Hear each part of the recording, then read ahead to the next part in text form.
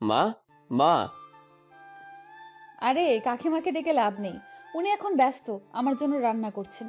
তুই বরং বল তোর কি লাগবে। লাগবে না, তুমি আমার রুম থেকে যাও। আপনি একটু পরে আসিয়েন। কেন কেন? আমি তোর রুমে থাকলে কি সমস্যা? কোনো সমস্যা নেই। আরে বাবা, আমি কাপড় পরবো। তো কি হয়েছে? পড় না। আমি কি তোকে আটকিয়ে রাখছি? কেমনটা লাগে বলুন তো? কিন্তু আমার সব কাপড় আলমারিতে আছে। হ্যাঁ, তো কি হয়েছে? এসে নিয়ে যা। আমি এই অবস্থায় কি করে আসবো শুনি? আচ্ছা দাঁড়া, আমি বের করে দিচ্ছি। এই বলেই আলমারির দিকে একটু এগিয়ে আবার দাঁড়িয়ে পড়লো। আর একটা শয়তানি আমাকে হাসি দিয়ে বলল, এই অবস্থায় মানে কি রে? তুই কি লজ্জা পাচ্ছিস নাকি? তোকে তো আমি এভাবে কতবার দেখেছি। তুই যখন গোসল করতে চাইতি না তখন কাকিমা তোকে জোর করে এটুকু বললেই হা হা করে হাসতে লাগলো। আর হঠাৎ করেই আমার মাথা গরম হয়ে গেল। আর বললাম, এই আপনি আমার রুম থেকে বেরোন তো, বেরোন বলছি। কথাটা বলে ওর মুখ থেকে হাসিটা নিমিষেই উধাও হয়ে গেল। তার কিছু না বলে কাপড়গুলো বের করে দিয়ে নীরবেই রুম থেকে বের হয়ে গেল। হয়তো আমার এই কঠোরভাবে কথা বলাতে কষ্ট পেয়েছে। আমি নিশ্চিন্তে কাপড়গুলো পরে নিলাম। তখনই নাচ থেকে মায়ের ডাক হেলো, তাই নিচে গেলাম। এসে অবাক হলাম, কারণ বাসাতে দাদু এসেছে। বাবা, দাদু ও নীলা আপু খাবার টেবিলে বসে আছে। আমরা সবাইকে খাবার দিচ্ছেন। মাকে একটু খুশি খুশি দেখাচ্ছে। মা হেসে হেসে দাদুকে বলল, এই তো আপনার নাতি এসে পড়েছে। মাকে এমন খুশি আগে কখনো দেখিনি। মায়ের বিয়েটা ছিল লাভ ম্যারেজ।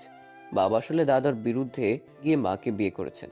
দাদু চেয়েছিল বাবা যাতে তার ভাইয়ের মেয়েকে বিয়ে করে, কিন্তু তা হয়নি। সেজন্য দাদু মাকে মেনে নেয়নি, মাকে বাড়ি থেকে বের করে দেয়। তাই বাবাও নিজের বাসা ছেড়ে দেয়। কিন্তু আমি যখন পৃথিবীতে আসি তখন দাদু বাড়িতে বেশি থাকতাম, কারণ বাবার ধারণা আমার কারণে হয়তো দাদু মাকে মেনে নেবে। কিন্তু আমি এত বড় হয়ে যাবার পরেও দাদু মাকে বাড়িতে ফিরিয়ে নেয়নি। আমি একদিন দাদুকে বলেছিলাম মাকে বাসায় ফিরিয়ে আনতে, কিন্তু দাদু তা করেনি, উল্টো আমাকে রাগ দেখায়। তাই ওই বাড়ি ছেড়ে দিয়েছি। কিন্তু আজ দাদু স্বয়ং আমাদের বাসাতে কেন এলেন? তাই দাদুকে সালাম দিয়ে খাবার টেবিলে বসে পড়লাম। আর দাদু আমাকে নানান প্রশ্ন করতে লাগলেন। আমি শুধু হাসি মুখে জবাব দিচ্ছিলাম। যদিও ওই দিনের পর দাদুকে আমার তেমন একটা পছন্দ হয় না। তারপর সবাই খাবার খেতে লাগলাম। দাদু খাবার খাচ্ছেন আর মায়ের রান্নার প্রশংসা করছেন। তাকে দেখি মায়ের চোখে জল। এটাই হয়তো খুশির অশ্রু। আচ্ছা, মায়েরা এমন কেন? কষ্ট কাঁদে আবার খুশিতেও কাঁদে। যাই হোক, খাবার খাচ্ছিলাম, হঠাৎ কিছু একটা আমার পায়ের মধ্যে সুড়সুড়ি দিচ্ছে। বিড়াল নয় তো আবার। আসলে আমি ছোটকাল থেকে বিড়াল অনেক ভয় পাই, যে কারণে টেবিল থেকে দাঁড়িয়ে পড়লাম। মাথা নামিয়ে টেবিলের নিচে দেখলাম, না, কিছুই নেই। ওটা আমার মনের ভুল হয়তো হবে। আমাকে এভাবে দাঁড়িয়ে পড়তে দেখে মা বলল, কি হলো? আমি কিছু না বলে মাথা চুলকিয়ে আবারও খেতে বসলাম। আবারও সে একই অবস্থা, সুরসুরি। কিন্তু এবার বুঝতে পারলাম এটা একটা মানুষের পা। মাথা তুলে তাকাতেই বুঝতে পারলাম এটা নীলা আপুর কাজ। নীলা আপু আমার দিকে তাকিয়ে মুচকি মুচকি হাসছেন। আমি কিছু না বলে খাবারে মনোযোগ দিলাম। কিন্তু নীলা আপু আমাকে শান্তিতে খেতে দিচ্ছে না। মুখ বুজে সব সহ্য করছি, কিন্তু সে এমন করছে কেন? ওর সাথে তো আমার কোনো এমন সম্পর্ক নেই। কিন্তু যেটা ছিল সেটা তো নিজেই নষ্ট করে দিয়েছে। এখন না আছে বন্ধুত্ব। ও তো আমার কাজিন হয়, তা আবার 3 বছরের বড় আপু। এখন আমি ওকে ওনাকে বড় আপু বলেই মানি, যথেষ্ট সম্মান দেওয়ার চেষ্টা করি। যা বোঝার তা বুঝে গিয়েছি। অবশ্য দোষটা আমারই ছিল। যাক এসব। আমি তাড়াতাড়ি খাবার শেষ করে উঠে আসতে যাব, তখন মা আমাকে বলল, লাবিব, যা, চটপট গিয়ে তোর ব্যাগ গুছিয়ে নে। ব্যাগ গোছানো মানে? আমি কি কোথাও যাচ্ছি নাকি? মা হ্যাঁ সূচক মাথা নাড়ালো। যখন আমি বলবো কোথায়, তখন নীলা আপু বলে উঠল, আরে এখন থেকে তুমি কাকা কাকিমা আমাদের নিজের বাড়িতে থাকবি। সেই জন্যই তো দাদু তোদের সবাইকে নিতে এলো। এখন থেকে আমরা সবাই একসাথে থাকবো। ভালো হবে না বল? কথাটা শুনে আমার খুশি হওয়া উচিত ছিল। ছোটবেলা থেকে তো আমি এটাই চাইতাম। কিন্তু আমি খুশি হতে পারছি না, কারণ সেদিন ওই ঘটনা আর নীলা আপুর সাথে এই বিচ্ছিরি ঘটনার পর আমি নিজেই নিজেকে প্রতিজ্ঞা করেছিলাম যে আমি আর ওই বাড়িতেও নীলা আপুর সামনে আর কখনই যাব না। আসলে আমি নীলার থেকে দূরে থাকতে চাই। এখন কি করা উচিত তা বুঝতে পারছি না। তাই নিজের রুমে চুপচাপ চলে এলাম। এতদিন পর সবাই ওই বাসাতে যাব। সবাই কত খুশি। এখন কি করে আমি যাব না বলি? আমাকে ছাড়া তো কেউ যাবে না। আমার ভাগ্যটাই খারাপ। কেন যে আমি সেদিন নীলাকে নিয়ে ওইসব ভাবতে গিয়েছিলাম। কিছু বুঝতেছেন না তো? চলেন বুঝিয়ে বলি। ছোটবেলা থেকে নীলা আপু আর আমি খুব ভালো বন্ধু ছিলাম। যদিও সে আমার থেকে 3 বছরের বড়। আমি যখন ওই বাড়িতে যেতাম নীলা আপুর সাথেই সব সময় থাকতাম। ছোটবেলা থেকেই নীলা আপুকে আমার ভালো লাগতো। যখন আমি কলেজে ভর্তি হই তখন আমি বুঝতে পারি নীলা আপুর প্রতি আমার ভালোবাসাই ছিল না, তার থেকে বেশি কিছু ছিল। হুম, আমি তাকে ভালোবাসতাম। আর আমারও মনে হয়েছিল নীলাও আমাকে ভালোবাসে। এর অনেক কারণ ছিল, যেমন নীলা আপু আমাকে অনেক কেয়ার করতো, আমি ঠিক সময় খাবার খেয়েছি কিনা, পড়তে বসেছি কিনা, ইত্যাদি ইত্যাদি। আর সুযোগ পেলেই দুজনে ঘোরাঘুরি করতাম আর খাওয়া দাওয়া। ফোনে তো কথা হতো ঘন্টার পর ঘন্টা। কথা বলা শুরু করলেই তো শেষই হয় না। আমি যদিও নীলাকে তুমি করে বলতাম, কিন্তু সে আমাকে তুই করেই বলতো। যার কারণে আমি দ্বিধায় ছিলাম যে সে আমাকে ভালোবাসে কিনা। আমি আসলে পড়াশোনায় বরাবরই একটুখানি গিয়েছিলাম আর কি। আর পরীক্ষার খাতায় আশপাশ করে লিখেই পাশ করে যেতাম। তো সেই কারণে আমার ক্লাসমেট ঋতুকে পরীক্ষার আগে থেকেই তল্লাই কথা শুরু করেছিলাম। মানে প্রতিদিন ওকে এখানে ওখানে ঘুরতে নিয়ে যেতাম, ওর পছন্দের খাবার খাওয়াতাম, ও শপিং করাতাম। আর শপিংয়ে গিয়ে হয় যত বিপত্তি। সেখানে নীলা আপু আমাদের একসাথে দেখে নেয়। আর ঋতু বেচারিকে সবার সামনে থাপ্পড় দিয়েছিল। ঋতু গাল ডলতে ডলতে আমার দিকে তাকিয়েছিল। ও ভাবছিল আমি নীলাকে কিছু বলবো। নীলা আপু ছিল ঋতুর বড়। আর নীলার রাগী চোখ দেখে সে সেখান থেকে বিদায় নিয়েছিল। আমি শুধু অবাক দর্শকের মতো তাকিয়েছিলাম। তারপর নীলা আপু বলল, এই তোর পড়াশোনা? নীলা এর আগে কখনো আমার সাথে এত রাগী গলায় কথা বলেনি। তাই কথার খেই হারিয়ে ফেলে বললাম, আসলে না মানে হয়েছে কি কি বলবো ঠিক বুঝে উঠতে পারছি না। তখনই নীলা বলে উঠল, আমি তোকে কতবার ফোন করেছিলাম দেখেছিস? সকালে ফোন রিসিভ করে আমাকে কিছু না বলতে দিয়েই বললি তোর পরীক্ষা, তাই তুই পড়ছিস, আর ফোন ধরলি না। তাই তোর বাড়িতে গিয়েছিলাম, তুই সেখানেও ছিলি না। তাই একা একা শপিং করতে এলাম, আর এসে দেখি তোর কি আদৌ মনে আছে আজকে কি? আমি তার কথা এতক্ষণ মন দিয়ে শুনছিলাম। তারপর বললাম, আজকে কি? সে আমার কথায় বিরক্ত হয়ে ওর ব্যাগ দিয়ে আমাকে মারতে লাগলো। তারপর তার হাতের ব্যাগগুলো আমাকে দিয়ে বলল, রাতে এগুলো পরে চলে আসিস। তারপর নীলা আপু আর এক মুহূর্ত এখানে দাঁড়ালো না। আমি ওর সাথে সাথে সেখান থেকে বেরিয়ে গেলাম। অনেক কয়টা কল করেছি নীলাকে, কিন্তু ধরেনি, বারবার কেটে দেয়। বুঝলাম মনে হয় অনেক রাগ করেছে। আসলে নীলার আজ বার্থডে, তাই গিফট কিনতে এখানে এসেছিলাম। ঋতুকে এমনি নিয়ে আসিনি, ভেবেছিলাম একসাথে 2 কাজ হয়ে যাবে। কিন্তু কি থেকে যে কি হয়ে গেল। বাড়িতে এসে নীলার দেওয়ার শপিং ব্যাগটা খোলার পর কাপের সাথে একটা ভিউ কার্ড বেরিয়ে এলো। অবাক হয়ে কার্ডটা খুলতেই একটা মেয়ে কণ্ঠ বলে উঠল, I love you, I love you. এই কথা শুনছিস? আই লাভ ইউ বলছি কিন্তু। এটা শোনার পর কিছুক্ষণ টাসকি খেয়ে বসে রইলাম। আই লাভ ইউ বলাটা আর মন কাড়া হাসিটা এখন আমার কানে বাজতে লাগলো। আমার সাথে এমনটা হবে ভাবতে পারিনি। এই মেয়ে কণ্ঠটা নীলার। নীলা যে নিজে থেকেই ভালোবাসি কথাটা বলবে ভাবতেই পারিনি। আমি এখনো বিশ্বাস করতে পারছি না নীলা এই কথাগুলো আমাকে বলেছে। হঠাৎ ব্যাগে একটা চিরকুট দেখলাম। সেটা খুলে দেখতে পেলাম নীলার হ্যান্ডরাইটিং। সেখানে লেখা ছিল, আমি জানি না তুই এখন কি ভাবছিস, কিন্তু এটাই সত্যি। জানিস, অনেক দিন ধরে ভাবছি আমার মনের কথাটা তোকে বলে দেই, তবে কেন জানি বলে উঠতে পারছিলাম না। আর আমি জানি তুইও আমাকে পছন্দ করিস। আমি ভেবেছিলাম তুই আমাকে বলবি, কিন্তু না, তুই বলতে পারলি না এতদিনেও। তাই বাধ্য হয়ে আমাকেই বলতে হলো। জানিস, তোকে অনেক ভালোবাসি। অনেক কথা আছে তোর সাথে আমার। রাতের ছাদে চলে আসিস, সাবধান, কেউ যেন জানতে না পারে। আমি তোর জন্য অপেক্ষা করব। চিঠিটা পড়েই যেন আমার হার্টবিটটা বেড়ে গেল। সবকিছু যে এত সহজে হয়ে যাবে তা ভাবতেও পারিনি। হঠাৎ ফোনটা বেজে উঠল। ফোনটা হাতে নিয়ে দেখি এটা তো আমাদের ভার্সিটির বড় ভাই নিলয়। একদম ভদ্র একটা ছেলে, কিন্তু ওকে আমার একদমই পছন্দ না। কারণ এ হলো নীলার ক্লাসমেট। ফকিনি সবসময় নীলার সাথে সাথেই ঘুরঘুর করে। নীলাও কিছু খালি ওর কথাই টেনে আনবে। যাই হোক, ফোনটা রিসিভ করলাম। হ্যালো, আসসালামু আলাইকুম। কেমন আছেন নীলা ভাই? হুম, ভালোই। তুমি কেমন আছো? আমিও ভালো আছি। কিছু বলবেন ভাইয়া? হুম, ওই আসলে নীলা কি কখনো আমার সম্পর্কে কিছু বলেছে তোমাকে? মানে ঠিক বুঝলাম না ভাইয়া। তখনই মনে হলো কোনো নারী কণ্ঠ নিলয়কে ডাকছিল। তার কিছু না বলে সে ফোনটা রেখে দিল। অতঃপর সন্ধ্যাবেলা তৈরি হয়ে সোজা নীলাদের বাড়ি এলাম। বাবা মা কেউ আসেনি। বাসাতে ঢুকে দাদু আঙ্কেল ও আন্টির সাথে দেখা হলো। মনে হয় তেমন কোনো মানুষকে ইনভাইট করেনি, সেটা সবাই পরিচিত মানুষ আর নীলার বন্ধু বান্ধবতার মাঝে নীলা ছিল। আর এটাই হলো এই বাড়ির নিয়ম, খুব পরিচিত লোক ছাড়া কাউকে ডাকা হয় না। সবাইকে দেখতে পেলেও নীলাকে দেখতে পাচ্ছিলাম না। আন্টিকে জিজ্ঞেস করতেই বলল ও রুমে রেডি হচ্ছে। কথাটা বলেই আবার বলল ওই তো নীলা এসে পড়েছে।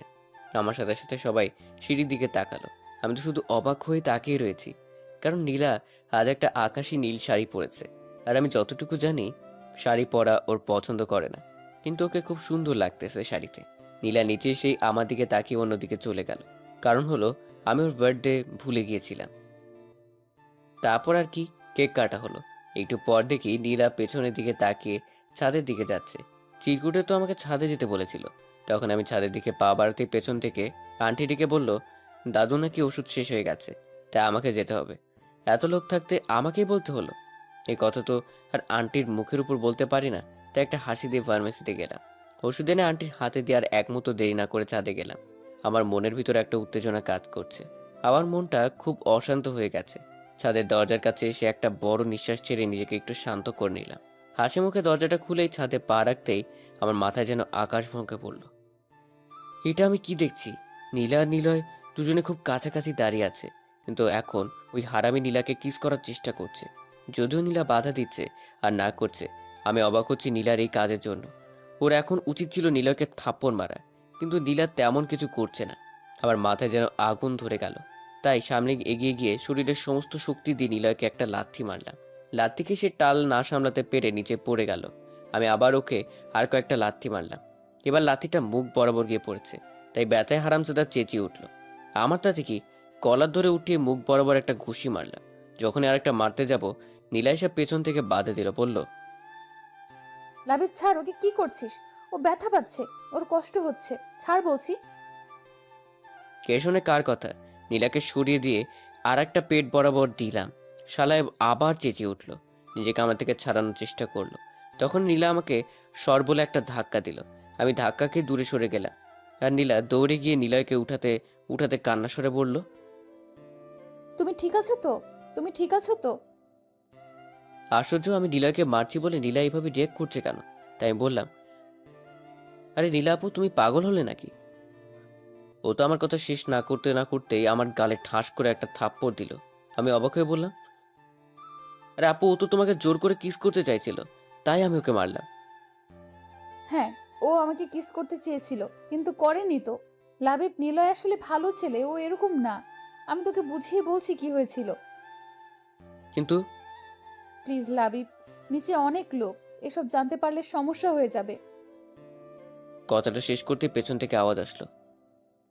কে এইভাবে চিৎকার করলো? কি হয়েছে এখানে? আমি পেছনে তাকিয়ে দেখে আঙ্কেল, নীলা, দাদুকে ও আঙ্কেলকে দেখে অনেক ভয় পেয়ে গেল।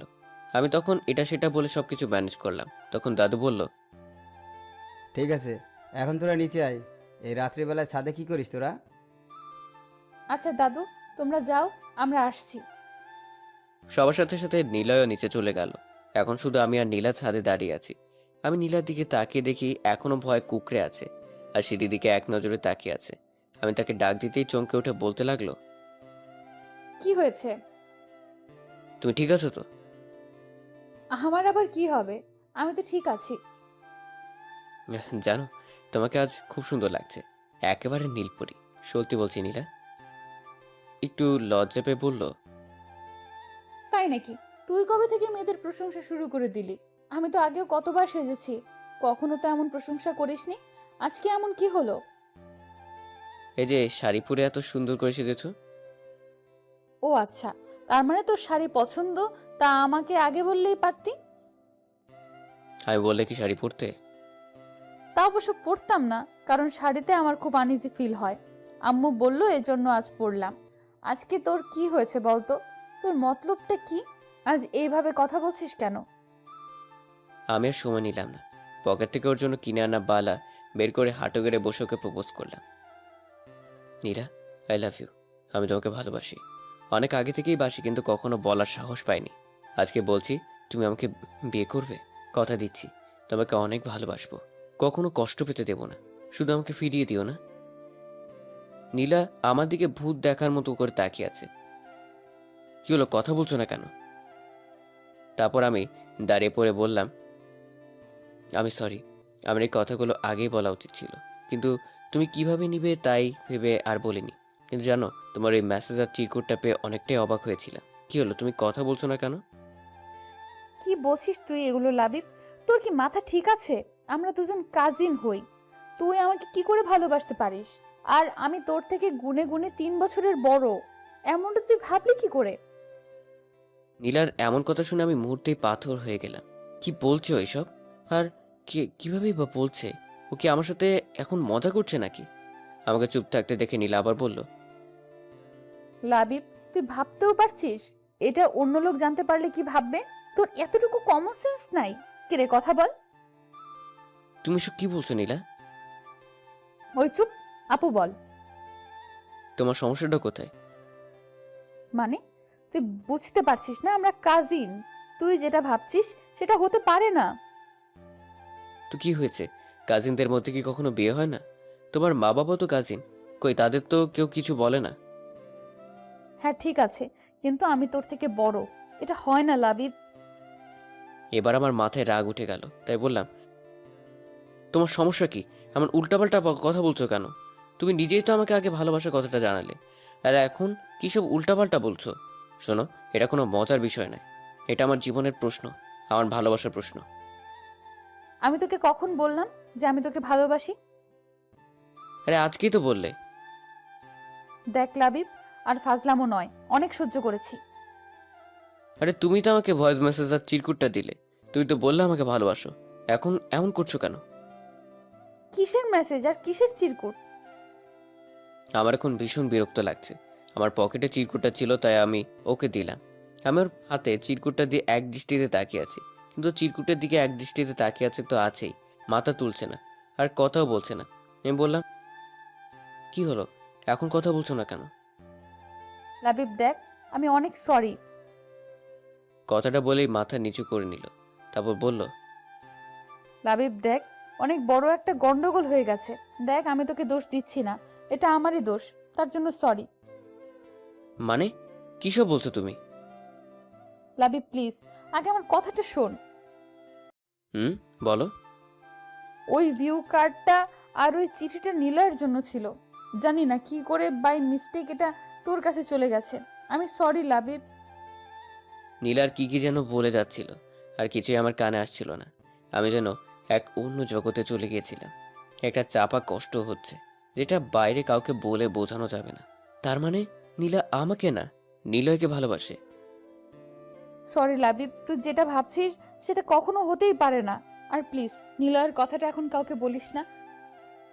নীলার আর কোনো কথা গ্রাহ্য করলাম না, ধীরে ধীরে ছাদ থেকে নেমে গেলাম।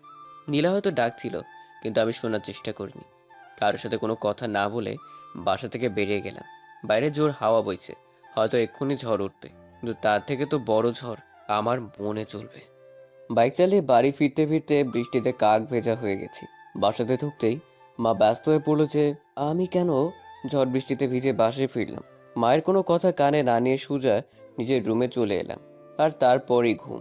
গভীর রাতে টের পেলাম শরীর গরম হয়ে গেছে, আর মাথায় জলপট্টি দেওয়া।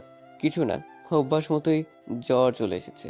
ছোটবেলা থেকেই এটা চলছে, একটু বৃষ্টিতে ভিজলে কঠিন জ্বর চলে আসে। মা জানতো আমার জ্বর আসবে, তাই আমার রুমে চলে এসেছে। আমাকে চোখ খুলতে দেখে মা বলল, কি রে বাবা, কষ্ট হচ্ছে খুব? তুই কেন শুধু শুধু বৃষ্টিতে ভিজতে গেলি? আমি তোকে এত বলি, তারপরেও আমার একটা কথাও শুনিস না তুই। মায়ের কথা শুনে আমার নীলার কথা মনে পড়ে গেল। নীলাও সবসময় আমাকে বৃষ্টিতে ভিজতে বারণ করতো। ওর কথাটা মনে উঠতে যেন বুকের ভিতর কষ্টটা আরো বেশি নাড়াতে উঠল। অতপর মায়ের কোলে মাথা রেখে কেঁদে দিলাম। মা জিজ্ঞেস করলো কি হয়েছে, কিন্তু আমি কিছুই বলিনি। তারপর একসময় ঘুমিয়ে পড়ি। যখন চোখ খুললাম তখন মাথায় একটা শীতল হাতে স্পর্শ পেলাম। তাকে দেখি নীলা বসে আছে, আর আমার মাথায় জলপট্টি দিয়ে দিচ্ছে। আমাকে চোখ খুলতে দেখে আমার দিকে তাকে একটা মিষ্টি হাসি দিল, আর বলল, কিরে, এখন কেমন লাগছে? আমি কিছু না বলে ওর মুখের দিকে তাকিয়ে রইলাম। নীলা কিছু একটা বলতে গিয়ে থেমে গেল, কারণ মা রুমে চলে এসেছে খাবার নিয়ে। খাবার টেবিলে রেখে মা নীলাকে বলল, নীলামা, তুই ওঠ, তুই কিছু খেয়ে নিয়ে রুমে গিয়ে রেস্ট নে। আমি তোর খাবার ওখানে রেখে এসেছি। কাকিমা আমি পরে খাবো, তুমি বরং খাবারটা আমাকে দাও, আমি লাবণীকে খাইয়ে দিচ্ছি। মা একটা মুচকি হাসি দিয়ে বলল, অনেক হয়েছে মা, আবার তুই ওর মতো অসুস্থ হয়ে পড়বি। এমনিতেও ঠিক মতো খাসনি, আবার কাল সারা রাত ঘুমাসনি। কিন্তু কাকিমা। কোনো কিন্তু নয়, আমি যা বলছি সেটা কর। মায়ের কথা শুনে নীলা আর কিছু বলল না। আমার দিকে একবার তাকিয়ে নীলা চলে গেল অন্য রুমে। মায়ের কাছে শুনেছি আমি নাকি গতকাল সারা দিন সারা রাত জ্বর নিয়ে পড়েছিলাম, আর নীলা সবকিছু ছেড়ে চুড়ে এতক্ষণ আমার সেবা করছিল। খুব অবাক হলাম মায়ের কথা শুনে। নীলা আমার জন্য এতটা ভাবে, মনে মনে অনেক খুশি হলাম। পরক্ষণে আবার মনটা খারাপ হয়ে গেল, কারণ নীলাকে ভালোবাসে। তারপর খাবার আর ওষুধটা খেয়ে ঘুমিয়ে পড়লাম। বিকালের দিকে ঘুম ভাঙে, নিজেকে বেশ চাঙ্গা আর ফুরফুরে লাগছে, জ্বরটা আর নেই। কতবার ওয়াশরুমে গেলাম, তারপর বাহির হয়েই দেখি নীলা বসে আছে আর আমাকে দেখেই হাসিমুখে প্রশ্ন করলো, কি রে, কেমন আছিস এখন? বিছানায় বসে বললাম, একদম ভালো, জ্বর নেই বললেই চলে। তারপর নীলা আমার দিকে সুপের পোয়ালাটা এগিয়ে দিতে দিতে বলল, যাক বাবা, ভালো হয়েছে, যে ভয় পাইয়ে দিয়েছিলি তুই। আমি কিছু না বলে নীলার দিকে তাকিয়ে আছি। কিরে, হা করে কি দেখিস? খেয়ে নে, ঠান্ডা হয়ে যাবে। আমি নীলার কোনো কথা না শুনে পেয়ালাটা রেখে দিলাম। তা দেখে নীলা অবাক হয়ে বলল, কিরে, কি হলো, খাবি না? I love you. মানে? বিশ্বাস করো, আমি তোমাকে খুব ভালোবাসি। দেখ লাবিব, পাগলামো করিস না, আমি তোকে সব কিছু বললাম, তারপরেও তুই। আমি কোনো পাগলামি করছি না, সত্যি যেটা সেটাই বলছি।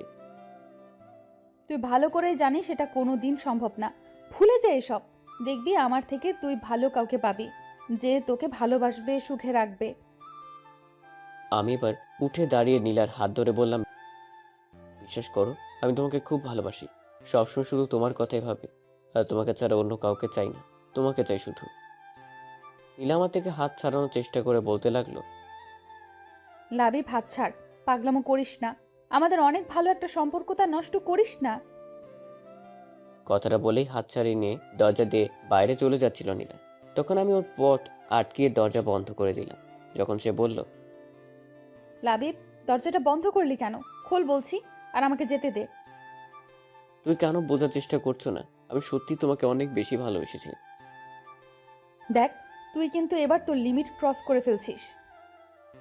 আমি যেন নিজের অজান্তেই নীলার খুব কাছে চলে গেছি, আর সেই জন্য হয়তো নীলা আমাকে ঠাস করে একটা থাপ্পড় দিয়ে বসলো। আচমকা থাপ্পড় খেয়ে আমি কিছুটা পিছিয়ে পড়ি। জানি না কি হয়েছিল আমার। নীলা আমার দিকে ঘৃণার দৃষ্টিতে তাকিয়ে বলল, ছি লাবিব, আমি ভেবেছিলাম তুই সবটা বুঝতে পারবি, কিন্তু তুই যে এতটা নিচে নেমে গেছিস তা আমি ভাবতেও পারিনি। আমারই ভুল হয়েছে তোকে বোঝাতে যাওয়া। আমি কিছু না বলে মাথা নিচু করে দাঁড়িয়ে আছি।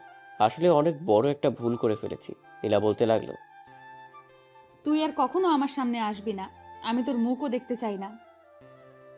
কথাটা বলেই দরজা খুলে নীলা হন হন করে চলে গেল। আমি ভাবলাম ওকে সরি বলা দরকার। যেই দরজার সামনে আসলাম দেখি মা দাঁড়িয়ে আছে। আমি মাকে দেখি ভয় পেয়ে গেলাম। মা কিছু বুঝতে বা শুনতে পাইনি তো। আমি মায়ের দিকে ভয়ার্ত চোখে তাকিয়েছিলাম, আর মা আমাকে বলল, কে? নীলা এভাবে চলে গেল, কোনো কিছু কি হয়েছে? যাক, তাহলে মা বুঝতে পারেনি। তাই আমাকে মাকে বললাম, না মা, কিছুই হয়নি। নীলাপুর কি না কি জরুরি কাজ পড়েছে, তাই ওভাবে চলে গেল। তারপর মা চলে গেল। আমি আর নীলাকে সরি বলতে পারলাম না। তারপর অনেক চিন্তা ভাবনার পর ঠিক করলাম আমি নীলাকে ভুলে যাব, আর নীলাকে নিয়ে সব ভুল চিন্তা ভাবনাও মাথা থেকে বের করে দেব। নীলা যা চাই সেটাই হবে। আমি আর আমার মুখ ওকে দেখাবো না। তাই ওর কাছে একটা চিরকুট লিখে ক্ষমা চাই। তার সাথে এটাও লিখেছিলাম যে আমি আর ওর সামনে আসবো না, কোনোভাবে ডিস্টার্ব করবো না। কয়েকদিন পর পরীক্ষা, তাই পরীক্ষার প্রস্তুতিতে নিজেকে ব্যস্ত করে ফেললাম। যথেষ্ট চেষ্টা করেছিলাম, কিন্তু কিছু পরীক্ষা আর ভালো হলো না। একটু কষ্ট হলো বটে। তারপর সবকিছু বাদ দিয়ে ফাইনাল পরীক্ষার জন্য ভালো একটা প্রস্তুতি নিতে লাগলাম। তো আর কি, আলতু আলতু সব কাজ ফেলে দিয়ে পড়াশোনায় মনোযোগ দিলাম। নিয়মিত ক্লাস কোচিং করেই আমার সময় পার হয়ে যেতে লাগলো। লাস্ট 2 মাস নিজেকে অনেকটাই সামলে নিয়েছি। নিয়মিত একটাই রুটিন মেনে চলি। আমার এই পরিবর্তন দেখে বাবা মা অনেক খুশি। আর এতদিন নীলা আপু বা ওই বাড়ির পাশেই যায়নি। তবে দেখা হয়েছিল একদিন ভার্সিটি ক্যাম্পাসে। ও চোখে আমার জন্য শুধু ঘৃণাই দেখেছিলাম। পরীক্ষার আর 10 দিন বাকি, তাই জোর দিয়ে পড়াশোনা করছি। আর বাসা থেকে বের হওয়া একদম বন্ধ করে দিয়েছি। এতক্ষণ যা শুনছিলেন সেটা ছিল অতীত। চলেন এখন বাস্তবে ফেরা যাক। আসতে পারি? আমার ভাবনায় ছেদ পড়ল নীলা আপুর ডাকে। তাকে দেখি দরজার বাইরে দাঁড়িয়ে আমার দিকে তাকিয়ে আছে। আভি কিছু বলে অবাক হয়ে ওনার দিকে তাকিয়ে আছে। তারপর উনি ভিতরে আসলেন, এসে বলতে লাগলেন, কিরে, তুই এসে শুয়ে আছিস, ব্যাগপত্র গুছাবি কখন? জলদি কর, বাসাতে সবাই তোদের জন্য অপেক্ষা করছে। আচ্ছা, তোর কি জিনিস লাগবে তুই আমাকে বল, আমি ব্যাগে গুছিয়ে দিচ্ছি। আমি অবাক হয়ে তার দিকে তাকিয়ে আছি। নীলা আপু হঠাৎ আমার সাথে এরকম অদ্ভুত আচরণ করছেন কেন? এ তো কয়েকদিন আগেও তো আমাকে দেখতে পেত না। আমাকে এরকম ঘৃণা করে বললেই চলে, আর এখন নিজে এসেই আমার সাথে মিশতে চাচ্ছে। আগের মতো নর্মালভাবে কথা বলছে। কাহিনী কি? কিরে, কি ভাবছিস বসে বসে? আমি তোকে কিছু বলেছিলাম? না কিছু না। ও আচ্ছা। আপনি কেমন আছেন? আমি তো ভালো আছি, কিন্তু তুই তো দেখছি কয়েকদিনে একেবারে বদলে গেছিস। কই না তো, আমি তো আগের মতোই আছি। সে তো দেখতেই পাচ্ছি। নিজে থেকেই কিছু বলিস না, কেমন জানি ঠান্ডা ঠান্ডা মেজাজ। আমি কিছু জিজ্ঞাসা করলেই গম্ভীরভাবে উত্তর দিচ্ছিস। কিরে, তুই শুনছিস? হুম মানে আমি নীলা আপুর এরকম ব্যবহারে অবাক হয়ে আছি। কি মুখে কথা নাই? হ্যাঁ শুনছি, আপনি বলেন। কচু শুনেছিস? কিছু বললেন? না, কিছু বলিনি। তুই বরং বল, তোর কি কি জিনিস গোছাতে হবে। না ধন্যবাদ, আপনাকে কিছু করতে হবে না, আমি নিজেই করে নিচ্ছি। কিরে, তুই কখন থেকে আপনি আপনি করছিস? তুই আমাকে আপনি কবে থেকে বলছিস? আগে বলিনি তো কি হয়েছে, এখন তো বলছি। তাছাড়া বড় আপুকে তো আপনি করেই বলবো, তাই না? নীলা কিছু বলতে চাইছিল, কিন্তু আমি উঠে গিয়ে আলমারি থেকে এক মনে দেখে দেখে কাপড় বের করছিলাম ব্যাগে ভরার জন্য। তারপর নীলা আপু কিছুক্ষণ পিছনে দাঁড়িয়ে থেকে চলে গেলেন। এখন আমি দাদু বাড়িতে নিজের রুম গোছাচ্ছি। চাঁদের রুমটা আমি নিয়েছি। অবশ্য আমার জন্য আগে থেকেই একটা রুম গোছগাছ করে রাখা হয়েছিল, কিন্তু সেটা নীলা আপুর পাশের রুম ছিল। সবকিছু ঠিকঠাক করে যখন বিছানায় গিয়ে শুলাম, তখন একটা চুড়িওয়ালা হাত আমার দিকে একটা শরবতের গ্লাস এগিয়ে দিল। এটা নীলা আপু। আমি ধন্যবাদ বলে শরবতটা নিলাম। যখন শরবতটা মুখে দিতে যাব, তখন দেখি নীলা আপু এক দৃষ্টিতে আমার দিকে তাকিয়ে আছে। তারপর আমি গ্লাসটা খালি করে নীলাপুর হাতে গ্লাসটা ধরিয়ে দিয়ে ধন্যবাদ বললাম, কিন্তু নীলাপু ঠিক আগের মতোই তাকিয়ে আছে। তাই আমি বললাম, কিছু কি বলবেন? তোর জন্য আগে থেকেই একটা রুম পরিষ্কার করা হয়েছিল, তুই আবার ছাদের এই রুমটাতে আসলি কেন? জি, আসলে আমার এই রুমটা খুব পছন্দ হয়েছে। কেমন নিরিবিলি, আর সবসময় খুব ভালো আলো বাতাস আসে। তাছাড়া ছাদটা একেবারেই পাশে আছে, তাই আর কি। ও আচ্ছা, তাহলে নিচে চল, সবাই খেতে বসেছে। আপনি যান, আমি একটু পরে আসছি। কেন? আমার সাথে এখন গেলে তোর কি কোনো সমস্যা হবে? আরে না, না, তা তো কেন হবে? আপনি এমনটা ভাবছেন কেন? আসলে এতক্ষণ কাজ করেছি তো, তাই একটু ফ্রেশ হয়ে যাব। আপনি যান। তারপর নীলা আপু আমার দিকে কিছুক্ষণ নিরাশ চোখে তাকিয়ে থেকে চলে গেল। অতপর রাতের খাবারও কিছুক্ষণ পড়াশোনার পর আর ভালো লাগছিল না, তাই আমি ছাদে এসে রেলিং ধরে দাঁড়িয়ে রইলাম। অনেকক্ষণ ধরেই দাঁড়িয়ে আছি। হঠাৎ কারো পায়ের শব্দে পেলাম, পিছনে তাকিয়ে দেখি নীলা আপু দাঁড়িয়ে আছে। মুখে মিষ্টি একটা হাসি লেগে আছে, পরনে আবার একটা শাড়ি। আমি একটুখানি তাকিয়ে আবার ঘুরে দাঁড়ালাম। সামনের দিকে তাকিয়ে থেকে জিজ্ঞেস করলাম, আপনি এত রাতে ছাদে কি করছেন? আগে তুই বল, তুই এত রাতে এখানে দাঁড়িয়ে আছিস কেন? আর পড়তে ভালো লাগছিল না, তাই এখানে এসেছি। আমিও এই জন্যই আসছি। ও আচ্ছা, বলে নিজের মতো দাঁড়িয়ে রইলাম। কিছুক্ষণ পর পেছন থেকে নীলা আপু রাগী গলায় বলল, আচ্ছা, তোর সমস্যা কি বলতো? আমার আবার কি সমস্যা হবে? না তো, আমার কোনো সমস্যা নেই। এদিক ওদিক আমার দিকে তাকিয়ে কথা বল। কি বলবো? আচ্ছা, তুই কি আমার উপরে রেগে আছিস নাকি ইগনোর করছিস? কি আশ্চর্য, আমি আপনার উপর রাগ করলাম কখন? আর আপনাকে ইগনোরই বা কোথায় করলাম? তাহলে আমি তোর সাথে কথা বলতে চাচ্ছি, কিন্তু তুই তো আমার সাথে কথা বলতেই চাচ্ছিস না। আর কি কখন থেকে আপনি আপনি করছিস? কোথায় কথা বলছি না? আমি তো আপনার তাকে ঠিকভাবে কথা বলছি। লাবি প্লিজ এরকম করিস না, আমার আর ভালো লাগছে না। তুই আবার আগের মতো কথা বল না। আগে তো কত বকবক করতি, বকবক করে আমার মাথা গরম করে দিতি। নীলাপু এটা কেন, ওটা কেন, আর এখন কি হয়েছে তোর? কিছুই হয়নি। আগে আপনাকে বিরক্ত করতাম, তার জন্য সরি। আপনার সাথে অনেক বাজে ব্যবহার করেছিলাম, তার জন্য সরি। আবার এখানে এসেও আপনাকে অস্বস্তির মধ্যে ফেলে দিলাম, তার জন্য সরি। আসলে আমার ইচ্ছাটা কোনো উপায় ছিল না, মায়ের কথা এখানে আসতেই হলো। আমি তোকে কি বলছি আর তুই কি বলছিস? তুই ওই দিনের জন্য এমন করছিস তাই না? আচ্ছা, আমি সরি। তোকে ওই দিন থাপ্পড় মারা আর ওই রকম কথাগুলো বলা আমার একদমই উচিত হয়নি। আমি হয়তো একটু বেশি বেশি করে ফেলেছিলাম। আপনি সরি বলছেন কেন? আসলে আমি ওই দিন কাজই এমন করেছিলাম। আপনার জায়গায় যে কেউ থাকলেও এমনই করতাম, হয়তো তার থেকে বেশি কিছুই করতো। আপনি তো শুধু... তাহলে তুই আমার সাথে ঠিক করে কথা বলছিস না কেন? সব ভুলে গিয়ে আবার আগের মতো হয়ে যা না। আমরা আবার আগের মতো মজা করে থাকবো একসাথে। তোর মনে আছে আমরা ছোটবেলা থেকে এই চেষ্টা করতাম যেন সবাই একই বাসাতেই থাকতে পারি? এখন তো আমরা সবাই একই সাথেই আছি, কিন্তু তুই কেমন জানি হয়ে গেছিস। আগের মতো হয়ে যা না প্লিজ। এখন তো সব কিছু ঠিক হয়ে গেছে। আমি অন্যদিকে তাকিয়ে অন্যমনস্ক হয়ে বললাম, সবকিছু ঠিক হয়ে গেছে, কিন্তু এখন না, সবকিছু আগের মতো নেই। কথাটা বলেই ছাদ থেকে চলে এলাম। এখন একটা কথাই আমার মাথায় ঘুরছে যে নীলার কি হয়েছে, হঠাৎ করেই ওর এরকম পরিবর্তন কি করে হলো? যে ঘটনার রেশ আমি এখনো কাটাতে পারিনি। ও কি করে এত সহজে... সকালে ঘুম থেকে উঠে মাথায় বিরক্তি চেপে বসলো। এমনিতে রাতে অনেক দেরিতে ঘুমিয়েছিলাম, আর এখন এত সকালে নীলা আপু এসে আমার স্বাদের ঘুমটা ভাঙিয়ে দিল। তাই বললাম নীলা আপুকে, আপনাকে কে বলেছে আমাকে ঘুম থেকে জাগাতে? ও মা, কতটা বেলা হয়েছে দেখেছিস? আর কত ঘুমাবি? তাতে কি হয়েছে? আমার যখন মন চায় আমি তখন উঠবো। আপনি ডাকবেন কেন? আরে তুই এভাবে কথা বলছিস কেন? আমি তো... ধুর!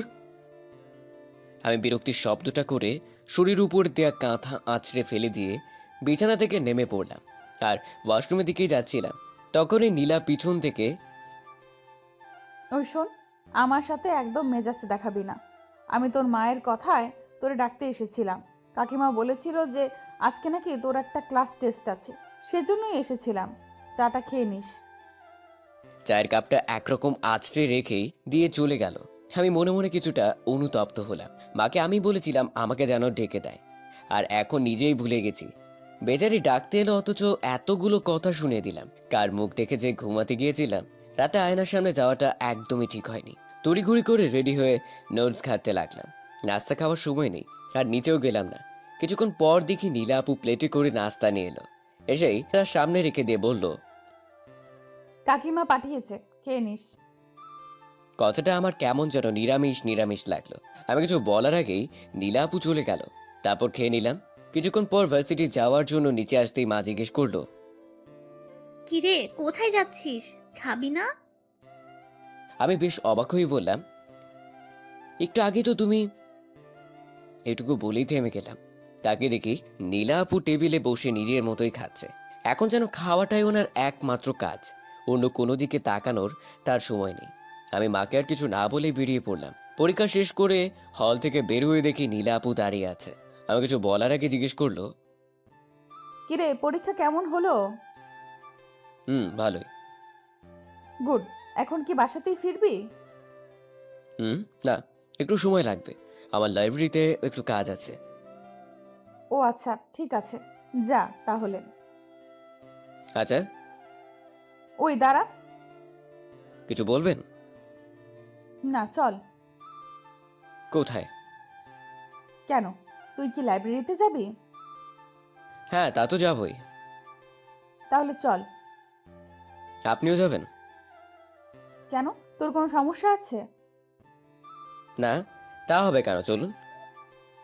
তারপর লাইব্রেরিতে ঢুকতেই দেখি ঋতু বসে আছে সেখানে। চোখাচোখি হতেই সে আমাকে ডাক দিল। আমি কয়েকটা বই নিয়ে ওর পাশেই বসে পড়লাম। কিছু জিনিস নোট করতে হবে।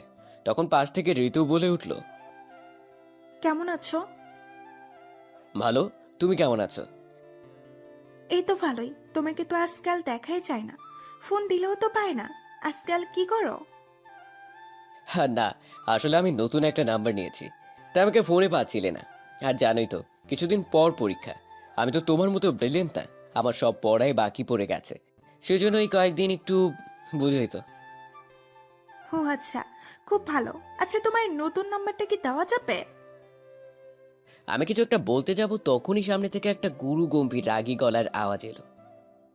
আমি লাইব্রেরি কি কথার জায়গা? এইটুকু ম্যানার্স এতদিনও শেখনি? জি, এটাই নীলা আপু। ঋতু নীলা আপুর দিকে তাকিয়ে বলল, সরি আপু। হুম, ঠিক আছে।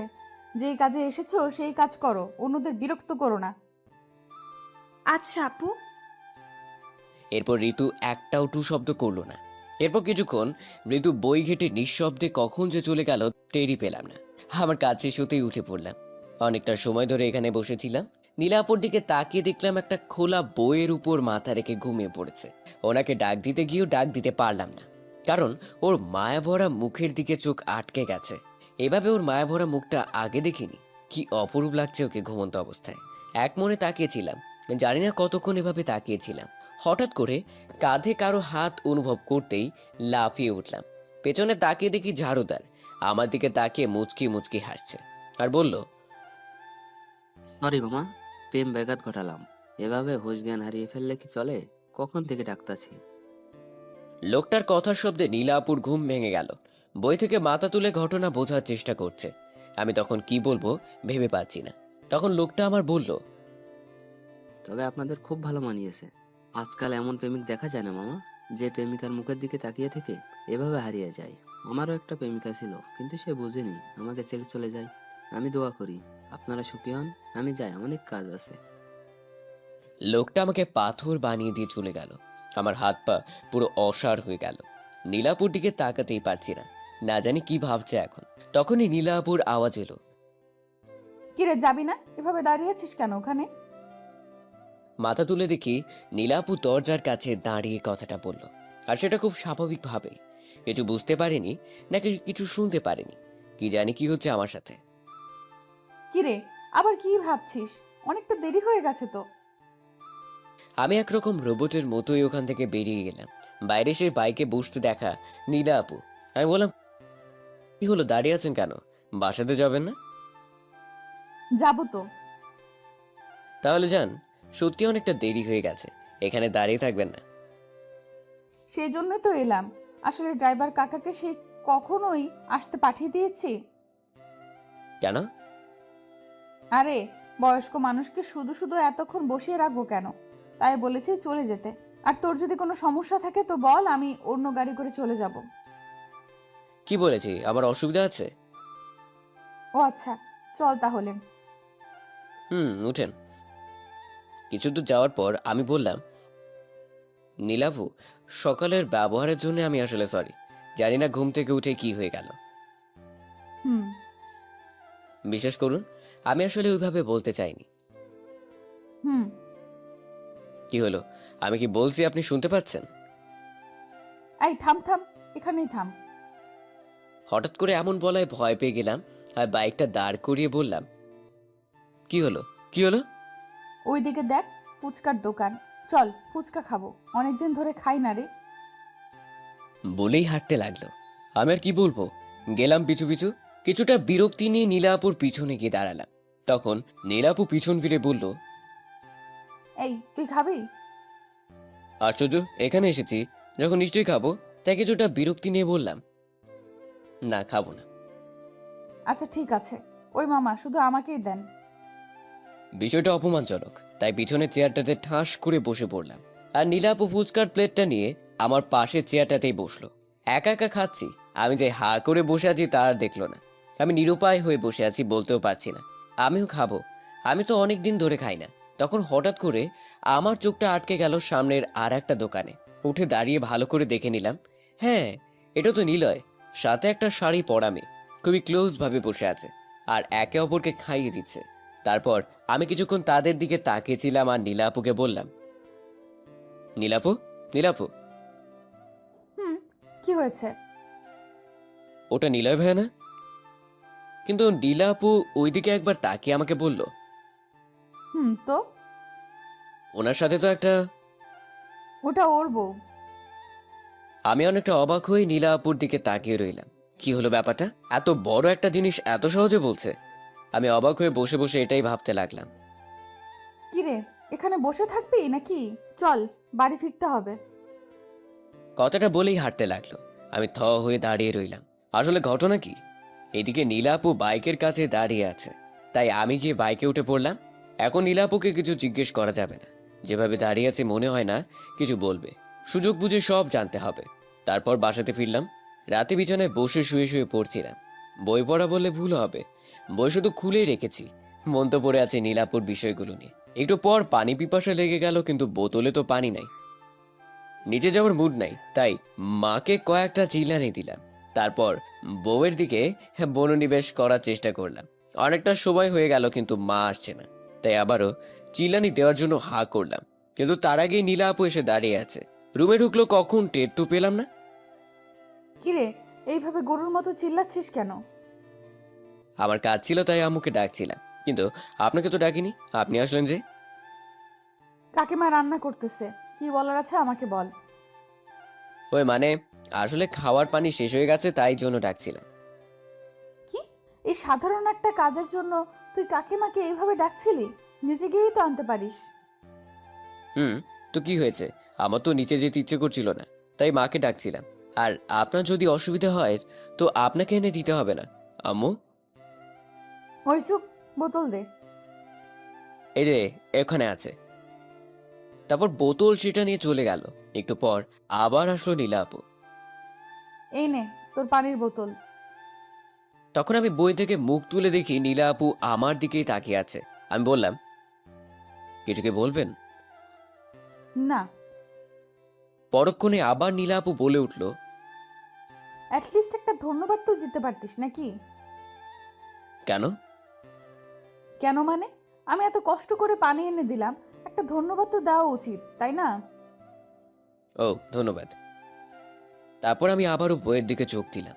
তখন নীলা আপু আবারও বলে উঠল, আচ্ছা, কি পড়ছিস? বই। সেটা তো আমিও দেখতে পাচ্ছি। তাহলে জিজ্ঞেস করছেন কেন? আজব তো, এভাবে কথা বলছিস কেন? আমি আবার কিভাবে কথা বললাম? থুর। বিরক্তি নিয়ে রুম থেকে চলে গেল। আমি বসে বসে মুচকি মুচকি হাসতে লাগলাম। হ্যাঁ, যাক, প্রতিশোধ ঠিকঠাক ভাবে নেওয়া গেছে। এখন বুঝবে ফুচকার দোকানে আমার কেমন লাগছিল। কেন জানি না, খুব মজা লাগছে। আর নিজেকে ধরে রাখতে পারলাম না। বিছানার উপর উঠে নাচানাচি শুরু করে দিলাম। হঠাৎ করে দরজার দিকে চোখ পড়তেই কাঠ হয়ে গেলাম। নীলা আপু অবাক হয়ে চোখ বড় করে আমার দিকে তাকিয়ে আছে। নীলা আবার এখানে কি করতে এলো? আমি আবার বিছানার উপর চুপ করে বসে পড়লাম। তার বইটা হাতে নিয়ে ওটাতেই মুখ গুজলাম। গাটা একটু কাত করে দেখলাম নীলা আপু একদম বিছানার ধারে এসে দাঁড়িয়ে আছে। তাকে দেখি মুখে আবার মুচকি হাসি। যেটা ভয় ছিল ঠিক সেটাই হলো। নীলা আপু আমাকে জিজ্ঞেস করলো, লাবিব, তুই এতক্ষণ কি করছিলি রে? হপ, কই না তো, কিছু না। আচ্ছা তাই? আপনি আবার এখানে কি করতে আসছেন? তোর মা পাঠালো, নিচে গিয়ে খাবার খেতে বলেছে। নাকি খাবারটাও উপরে এনে দিয়ে যাব? না থাক, আমি নিচে গিয়েই খাবো। আপনি যান, আমি আসছি। ঠিক আছে, আয় তাহলে। আর শোন, নেক্সট টাইম দরজাটা লাগিয়ে নিস, কেন? কারণ এরকম নাচ দেখে মানুষ হার্ট অ্যাটাক করতে পারে। কথাটা বলে উচ্চস্বরে হাসতে হাসতে চলে গেল। আমাকে এরকম একটা অপমান করবে ভাবতেই পারিনি। কিন্তু এরকম হৃদয় কাড়া হাসি শুনে কেউ আর রাগ করে থাকতে পারে না, কেউই না। যাই হোক, আমি খাবার টেবিলে আসতেই দেখি নীলা আপু খাবার টেবিল ছেড়ে উঠে যাচ্ছে, আর বাকিরা সবাই অট্টহাসি দিতে ব্যস্ত। অতঃপর এখানে কি হচ্ছে বোঝার চেষ্টা করলাম, কিন্তু কিছু বুঝতে না পেরে টেবিলে গিয়ে বললাম, জেঠিমা, আমাকে খাবার দিতেই দাদু জিজ্ঞেস করলো, তা দাদু ভাই, তোমার পরীক্ষা যেন কবে থেকে? এই তো পরের সোমবারে। ও, তাহলে তো আর কয়েকটা দিন মাত্র। তো প্রস্তুতি কেমন? জি, মোটামুটি ভালোই। তা পরীক্ষা শেষ হবে কবে? কোনো রকম সমস্যা না হলে মোটামুটি 15 দিন। আচ্ছা, তাহলে তো খুবই ভালো হয়। এরপর দাদু বাবা আর জেঠুকে উদ্দেশ্য করে বলল, তোরা তাহলে সব কিছু তৈরি করা শুরু কর এখন থেকেই। আর তো মাত্র কটা দিন। ক্যাটারিং নিয়ে তোদের চিন্তা করতে হবে না, ওটা আমার বন্ধু মালেক দেখে নিবে। ওর অনেক ভালো জানাশোনা লোক আছে। তোরা বরং অন্যান্য দিকটা দেখ, আমি নেমন্তন্নের দিকটা দেখছি। বাবার জেঠু মাথা ঝাঁকালো। আমি অবাক হয়ে দাদুকে জিজ্ঞেস করলাম, বাসাতে কি কোনো অনুষ্ঠান আছে দাদু? আছে তো। কিন্তু কিসের অনুষ্ঠান? তখন মা পিছন থেকে বলল। কিসের আবার বিয়ের অনুষ্ঠান? আমি হকচকিয়ে বললাম, বিয়ে? কার বিয়ে? কার আবার? আমাদের নীলার। কি, নীলা আপুর বিয়ে? হ্যাঁ, এতটা অবাক হচ্ছিস কেন? আমাদের মেয়ে যখন বড় হয়েছে তখন বিয়ে তো দিতেই হবে। কতদিন আর এভাবে বসিয়ে রাখবো? হ্যাঁ তা ঠিক আছে, কিন্তু কার সাথে? তখন জেঠিমা বলল, আরে সেটা বড় কথা না, বড় কথা হলো নীলার ছেলেটাকে পছন্দ হয়ে গেছে। এতদিন কত সম্বন্ধ এলো কিন্তু নীলার কাউকে পছন্দ হয়নি, কিন্তু এবারে এক কথায় রাজি। আর নীলাকেও ছেলের মা বাবার খুব পছন্দ হয়েছে। তারা চাইছে যত দ্রুত সম্ভব নীলাকে তাদের ছেলের বউ করে নিতে। আর ছেলে? তুই ছেলে নিয়ে পড়ে আছিস কেন? তার মানে ছেলেরা কি নীলা আপুকে পছন্দ হয়েছে? আরে এমন কোনো ছেলে আছে যে আমাদের নীলাকে পছন্দ করবে না? তাছাড়া ছেলের মা বাবাও বলেছে যে আমাদের পছন্দ মানে ছেলের পছন্দ। কত ভালো ছেলে বল, আজকাল কি এমন ছেলে পাওয়া যায়? আমার নীলাটা খুব ভাগ্যবতী। আমি শিওর এই ছেলে আমার মেয়েকে অনেক ভালো রাখবে। ও। আমি মাথা নিচু করে আমার খাবার খেতে লাগলাম। বাকিরা নিজেদের মধ্যে কথা বলছে। কি হলো এটা? নীলাপুর বিয়ে ঠিক হয়ে গেছে আর নীলাপুর আছি। ভালোই।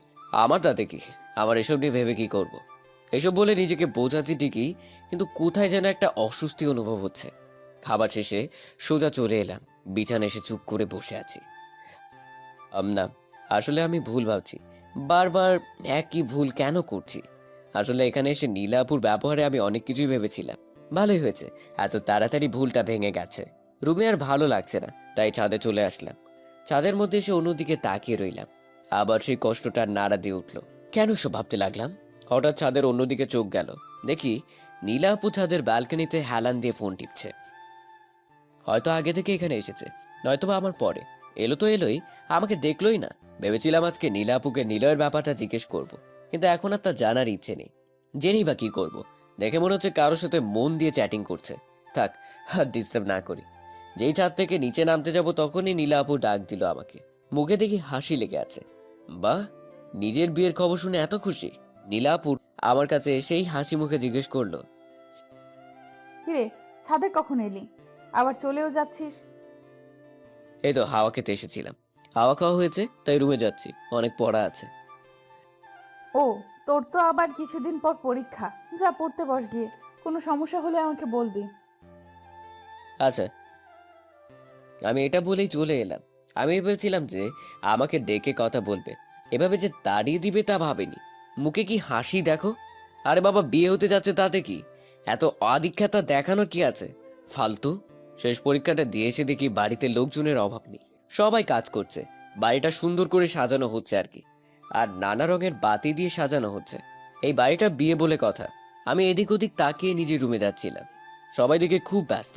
আমি কারো নজরে পড়লাম না। মনে হয় আজকে আমার শেষ পরীক্ষা ছিল, কিন্তু মনে হচ্ছে এমন কেউ এই বাসাতে নেই যে আমার পরীক্ষা কেমন হলো তা জিজ্ঞেস করবে। আমি নিজের রুমে এসে চুপচাপ বসে রইলাম। কিছুক্ষণ বসে থাকার পর আর ভালো লাগছে না, তাই ভাবছি যাই, ছাদে যাই, যদি একটু ভালো লাগে। কিন্তু বাইরে এসে দেখি ছাদে এক প্রকার জলসা চলছে। সবাই মিলে আড্ডা দিচ্ছে আর হাসাহাসি করছে। সবার মাঝখানে বসে আছে নীলা আপু, সেও সবার সাথে হাসছে। নীলাপুর হাসির শব্দটা বরাবরই সুন্দর। সবার হাসির মাঝেও এই হাসিটা আলাদা করা যায়। কিছুক্ষণ সেখানে তাকিয়ে থেকে আবার নিজের রুমে চলে এলাম। এখন কি শান্তিতে ছাদেও যেতে পারবো না? রুমে এসে গালে হাত দিয়ে বসে আছি।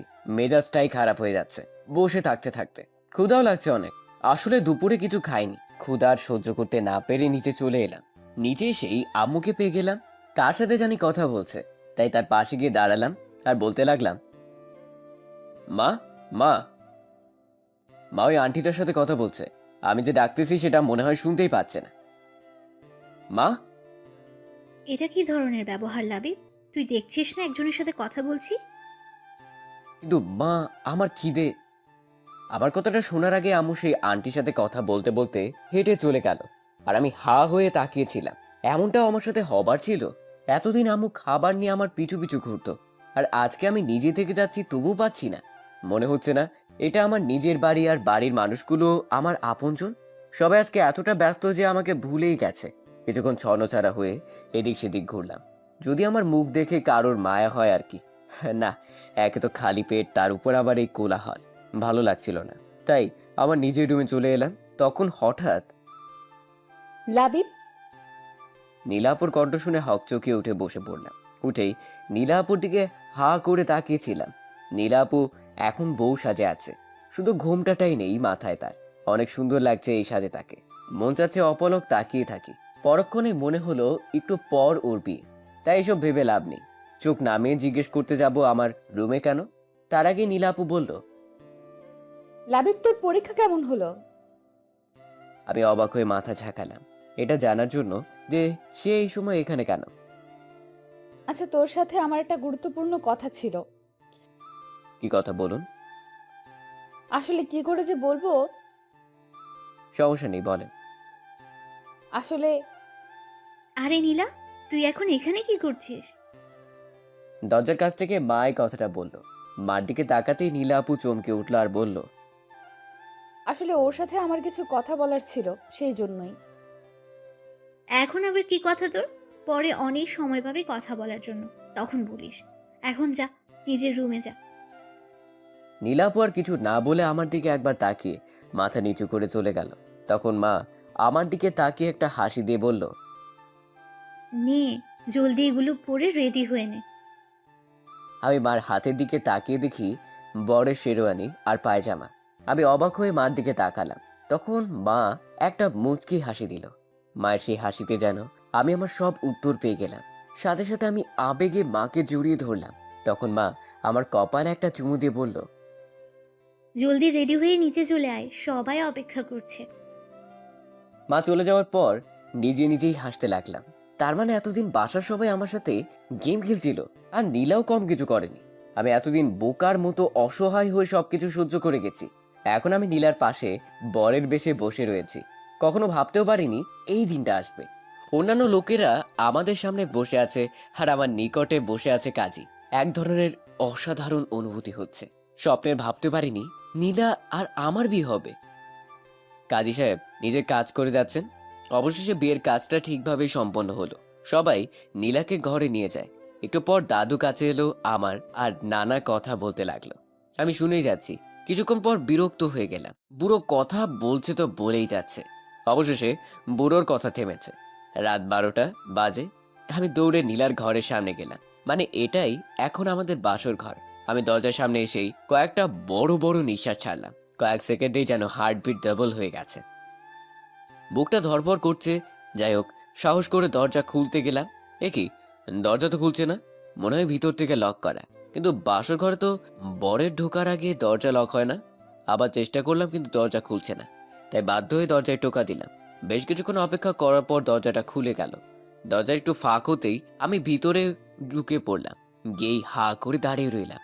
আমার বউ গেল কই? না মানে বউ আছে, কিন্তু বউ আর বউ নেই।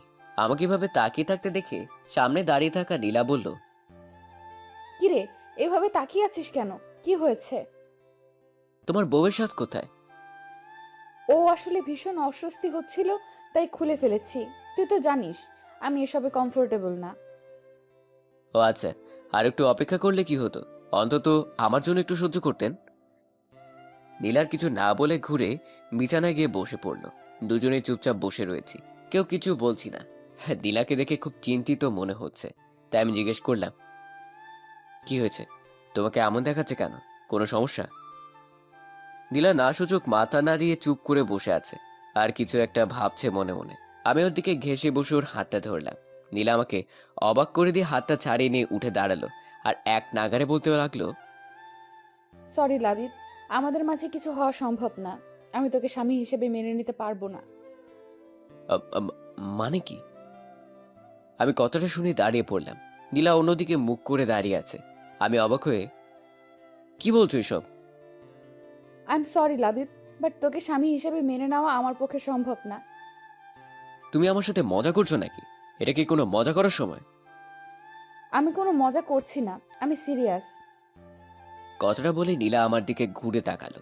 ওর চোখে জল ছলছল করছে। ওকে দেখে মনে হচ্ছে ও সিরিয়াস, কিন্তু কেন? এত সবকিছু হয়ে যাবার পর এমনটা কেন? আমি যতটা জানি নীলার এই বিয়েতে যথেষ্ট সম্মতি ছিল, যার কারণে আজকে আমাদের বিয়ে হয়েছে। দেখো, আমি সত্যিই বুঝতে পারছি তুমি কি বলছো, কিন্তু এখন এসব বলার মানে কি? আর কেনই বা বলছো? আমি সরি লাবিব। আর কাঁদছো কেন? বিশ্বাস কর, আমি তোকে কষ্ট দিতে চাইনি, আর ঠকাতেও চাইনি। আমি অনেক চেষ্টা করেছিলাম। মানে কি? কি হয়েছে একটু বলবে? আর এই কান্নাকাটি বন্ধ করো। আমি সরি। বুঝতে পারছি না আমি কি করব। এখন তো আমার কাঁদা উচিত, কিন্তু এ কেন কাঁদছে? তখন নীলা চোখ মুছতে মুছতে বলল, তোর মনে আছে বিয়ে হওয়ার আগে তোর রুমে গিয়েছিলাম? আছে। তুমি কিছু একটা বলতে চাইছিলে, কিন্তু আম্মু আশায় আর বলতে পারোনি। হ্যাঁ, আসলে নিলয়। কি আবার ওই নিলয়? এখানে আবার নিলয় কোথা থেকে আসলো? নিলয় এখন হসপিটালে আছে। ও, খুবই দুঃখজনক। কিন্তু হসপিটালে থাকার সাথে আমাকে না মেনে নেওয়ার কি কারণ? কারণ আছে। কি কারণ? আজকে ও শুধু হসপিটালে আমার কারণেই আছে। আমার কারণেই ওর অ্যাক্সিডেন্ট হয়েছে। তোমার কারণে মানে? হুম, নিলয় আমাকে এখন ভালোবাসে, আরও চায়নি আমি বিয়ে করি। কিন্তু এক মিনিট, কিসের ভালোবাসা? নিলয় কে হয় তোমার? বিয়ে নিয়ে কথা বলার? ও নিজেই তো বিবাহিত। না, নিলয় বিয়ে করেনি। বিয়ে করেনি মানে? তুমি তো বলেছিলে ও বিয়ে করেছে। আর বিয়ে যদি না করে থাকে তাহলে ওই মেয়েটা কে ছিল? আসলে ব্যাপারটা একটু জটিল। নিলয়ের একটা যমজ ভাই আছে যার নাম নীল। আমিও সেটা জানতাম। কিছুদিন আগে নিলয় জানিয়েছিল, কিন্তু আমি বিশ্বাস করিনি। বিশ্বাস করলে হয়তো আজকে এত কিছু হতো না। কথাটা বলেই আবার কান্না শুরু করলো। আবার নীলের যমজ ভাইয়ের কথা শুনে কেমন যেন জট বেঁধে গেল।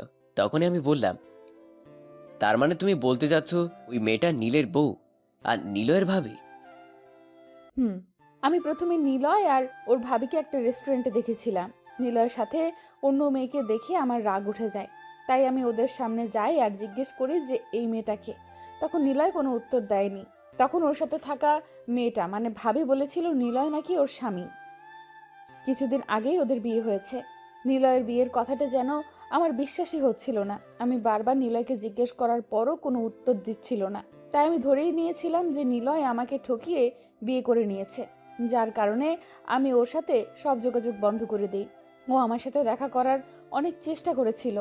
ওর প্রতি এত ঘৃণা সৃষ্টি হয়েছিল যে আমি দেখা করিনি। তাহলে কি করে জানলে ওটা ওর ভাবি ছিল? আর যদি ওর ভাবি ছিল তাহলে তাকে কেন স্বামী ভাবতো? নিশ্চয়ই মেয়েটা জানতো তারা জমজ ছিল। বলছি, কালকে কিছু জিনিস কেনার জন্য শপিং মলে যাই। এখানেই নিলয়ের মুখোমুখি হই, তাই বাধ্য হয়েই ওর কথা আমাকে শুনতে হয়েছিল। আসলে নিলয়ের ভাই নিলয় বাইরে থেকে লেখাপড়া করেছে। ওখানে থাকতেই নাকি ওর ভাইয়ের একটা মেয়ের সাথে রিলেশন হয়। দেশে আসার পরেই ওদের বিয়ে হয়, কিন্তু বিয়ের কয়েকদিন পর নাকি নীল মারা যায়। আর ওই মেয়ে নীলের মৃত্যুতে মেন্টালি ডিসেবল হয়ে পড়ে, আর নিলয়কে তার স্বামী ভাবতে শুরু করে দেয়। ডাক্তারের কথা অনুসারে নিলয় নীল হিসাবে অভিনয় করে যাচ্ছে ওর ভাবিকে সুস্থ করতে। ওই দিন আমি নিলয়ের কোনো কথাই বিশ্বাস করিনি, কারণ নিলয় আমাকে কখনো ওর যমজ ভাইয়ের কথা বলেনি।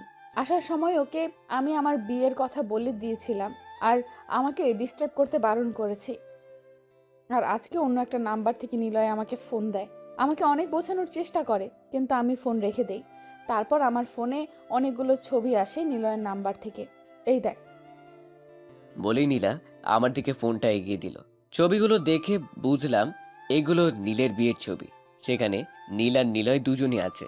ছবিগুলো দেখে আমি নীলাকে বললাম, যখন জেনে গেছিলে নিলয় তোমাকে ঠকায়নি, তাহলে আমাকে বিয়ে করলে কেন? না করে দিলে তো সব শেষ হয়ে যেত। আর তুমি এখন বলছো? আমি কি করব ঠিক বুঝতে পারছিলাম না তো।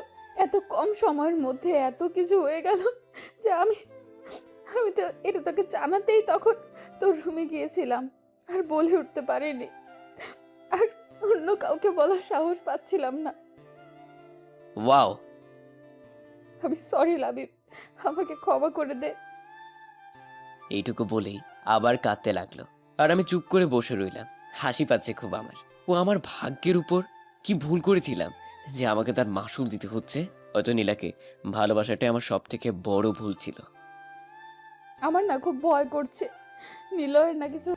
নীলার কথাটা শুনে রাগ উঠে গেল। যদিও সে কেঁদে কেঁদে কথা বলছে, কথা শুনে মনে হচ্ছে সব খাবার ওর আর নিলয়েরই হয়েছে, আর আমার সাথে কিচ্ছুই হয়নি। আমার জীবনটা শেষ করে দিল এই মেয়েটা, আর এখন বসে বসে অন্যের জন্য কান্না করছে। হঠাৎ করেই নীলার ফোনটা বেজে উঠলো। তারপর নীলা ফোনটা রিসিভ করলো। আমি যেটুকু বুঝলাম, নীলা এখন আউট অফ ডেঞ্জার। নীলাকে এখন দেখে মনে হচ্ছে ও অনেকটাই নিশ্চিন্ত। হাসি মুখে চোখের পানি মুছতে মুছতে ওয়াশরুমে চলে গেল, আর আমি নিজের জায়গাতেই বসে রইলাম। আমার মনের ভিতর যে কি ঝড় বইছে তা আমি বলে বোঝাতে পারবো না। কিছুক্ষণ পর নীলা বেরিয়ে এসে আর জিজ্ঞেস করলো, লাবিব, তুই ঠিক আছিস? কিরকম হাস্যকর একটা প্রশ্ন! আমার সাথে এত কিছু করে এখন বলছে আমি ঠিক আছি কিনা।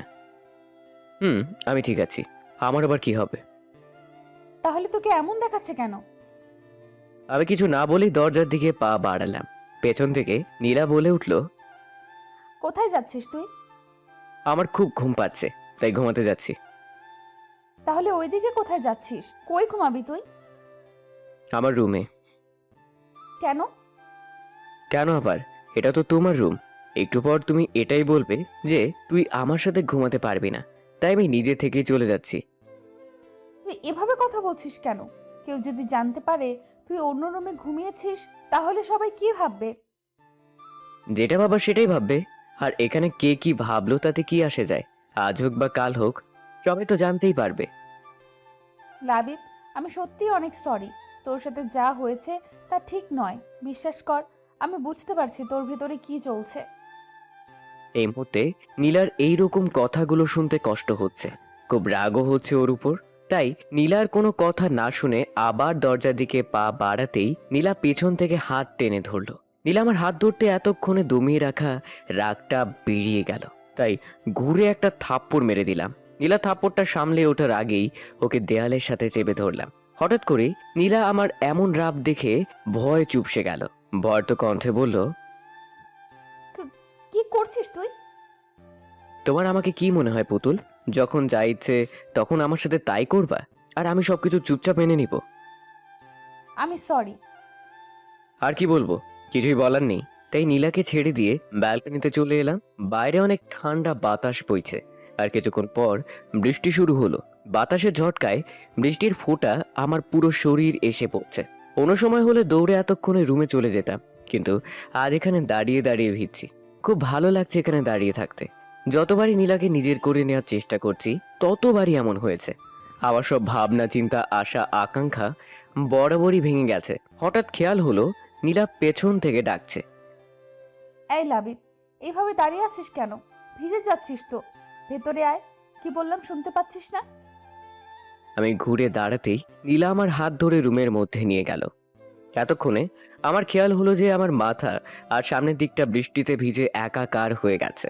তখন নীলা বলছে, দেখেছিস কি অবস্থা করেছিস? ভেজে তো একাকার হয়ে গেছিস। আমি এতগুলো ডাক দিলাম, তুই যেন শুনতেই পেলি না। ইস, কি অবস্থা!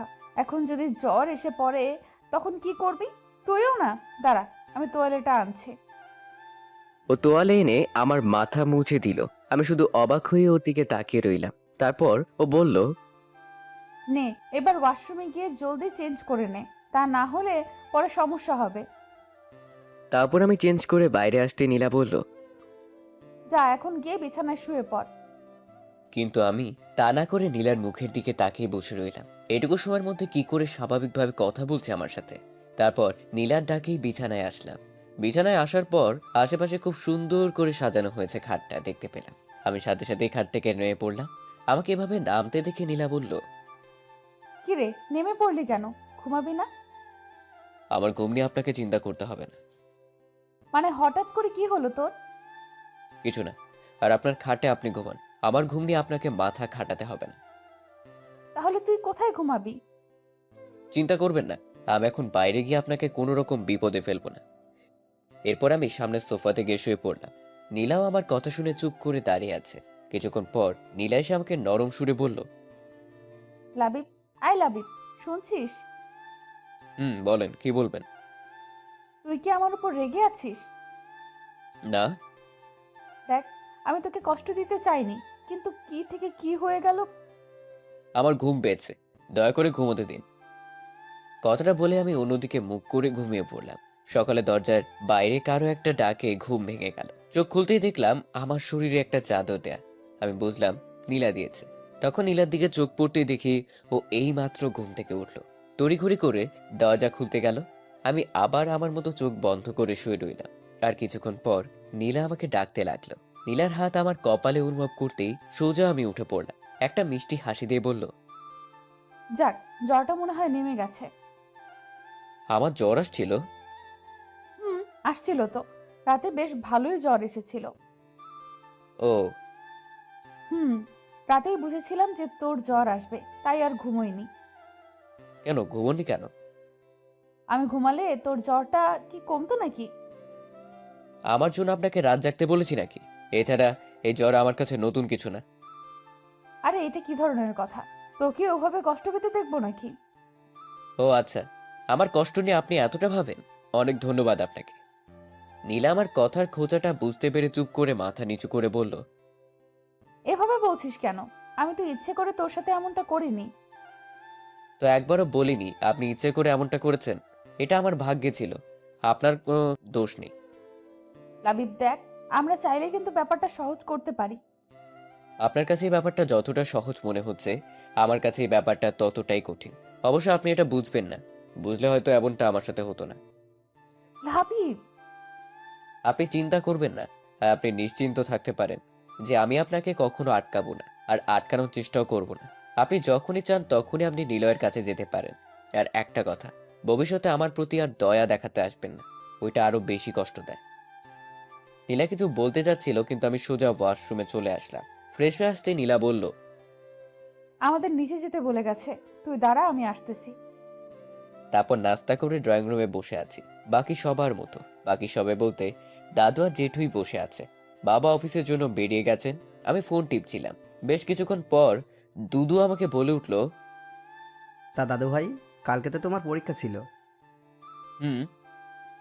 আসলে কালকে সব কিছু নিয়ে ব্যস্ত থাকার কারণে তোমাকে জিজ্ঞেস করতেই পারিনি। তা কেমন হয়েছে পরীক্ষা? ভালোই। দাদু ভাইয়ের মনটা খারাপ নাকি? কেমন জানি মন মরা লাগছে, আর কথাও ঠিকভাবে বলছো না। না দাদু, তেমন কিছু না। আসলে কাল রাতে ঘুম হয়নি তাই। দাদু কথাটা শুনেই কাশতে লাগলো। জেঠু খবরের কাগজটা পড়ার জন্য বড় করে ধরলেন মুখের উপর। রোমান্টি মানে কাজের লোক চা দিতে এসেছিল। আমার কথাটা শুনে ফিক করে হাসি দিয়ে চলে গেল। আমি হঠাৎ করে সবার এমন আচরণের কোনো হেতু খুঁজে পেলাম না। তখন চায়ের কাপটা হাতে নিয়ে একটা চুমুক দিয়েছি। আবার রুমি আন্টি এসে আমাকে বলল যে নীলা নাকি আমাকে ডাকছে রুমের মধ্যে। আজব, এই মহিলা খালি হাসে কেন? এবার সোজা উপরে রুমে চলে এলাম। এসে দেখি নীলা ড্রেসিং টেবিলের সামনে বসে চুল আঁচড়াচ্ছিল। তখন আমি কাছে গিয়ে বললাম, আপনারা কি ডাকছিলেন? আসলে আমি একটু বের হব। সেটা আমাকে এভাবে ডেকে বলার কি আছে? আপনার ইচ্ছে হয়েছে আপনি যাবেন। না, আসলে তোকেও আমার সাথে যেতে হবে। আমার কেন যেতে হবে? না, আমি তো এখন হুট করেই বাড়ির বাইরে বের হতে পারি না, তুই সাথে গেলে ভালো হতো। কিন্তু যাবেন কোথায়? হসপিটালে। আসলে হয়েছে, আমি বুঝতে পেরেছি, আর বলতে হবে না। তারপর আমি রেডি হয়ে নীলার দেওয়া ঠিকানা অনুযায়ী হসপিটালে গেলাম। কিন্তু এখানে আসার পরই নীলা আমাকে অবাক করে দিয়ে আমি গাড়ি থেকে নামার আগে সে দৌড়ে হাসপাতালের ভেতরে চলে গেল। মনে হচ্ছে আমার কথা ভুলেই গেছে। নীলা চলে যাওয়ার পর আমি গাড়িতেই বসে রইলাম। ভেবেছিলাম ওর সাথে ভিতরে যাব, কিন্তু আমার সাথে যে এমন ব্যবহার করবে ভাবতেও পারিনি। যাকে আমারও ওখানে যাওয়ার কোনো শখ নেই। বেশ খানিকটা সময় গাড়িতে বসে থাকার পর খুব বোর লাগছে, তাই একটু বাইরে বের হয়ে আশপাশটা দেখছিলাম। তখন দেখি নীলা বেরিয়ে আসছে। এতদিন পর দেখা, অথচ এত তাড়াতাড়ি বেরিয়ে এলো। পরক্ষণে দেখি নীলা তার চোখ মুছতে মুছতে এদিকে আসছে, মনে হচ্ছে কান্না করছে। নীলা সোজা এসে গাড়িতে ঢুকে পড়লো, তাই আমিও গাড়িতে এসে বসলাম।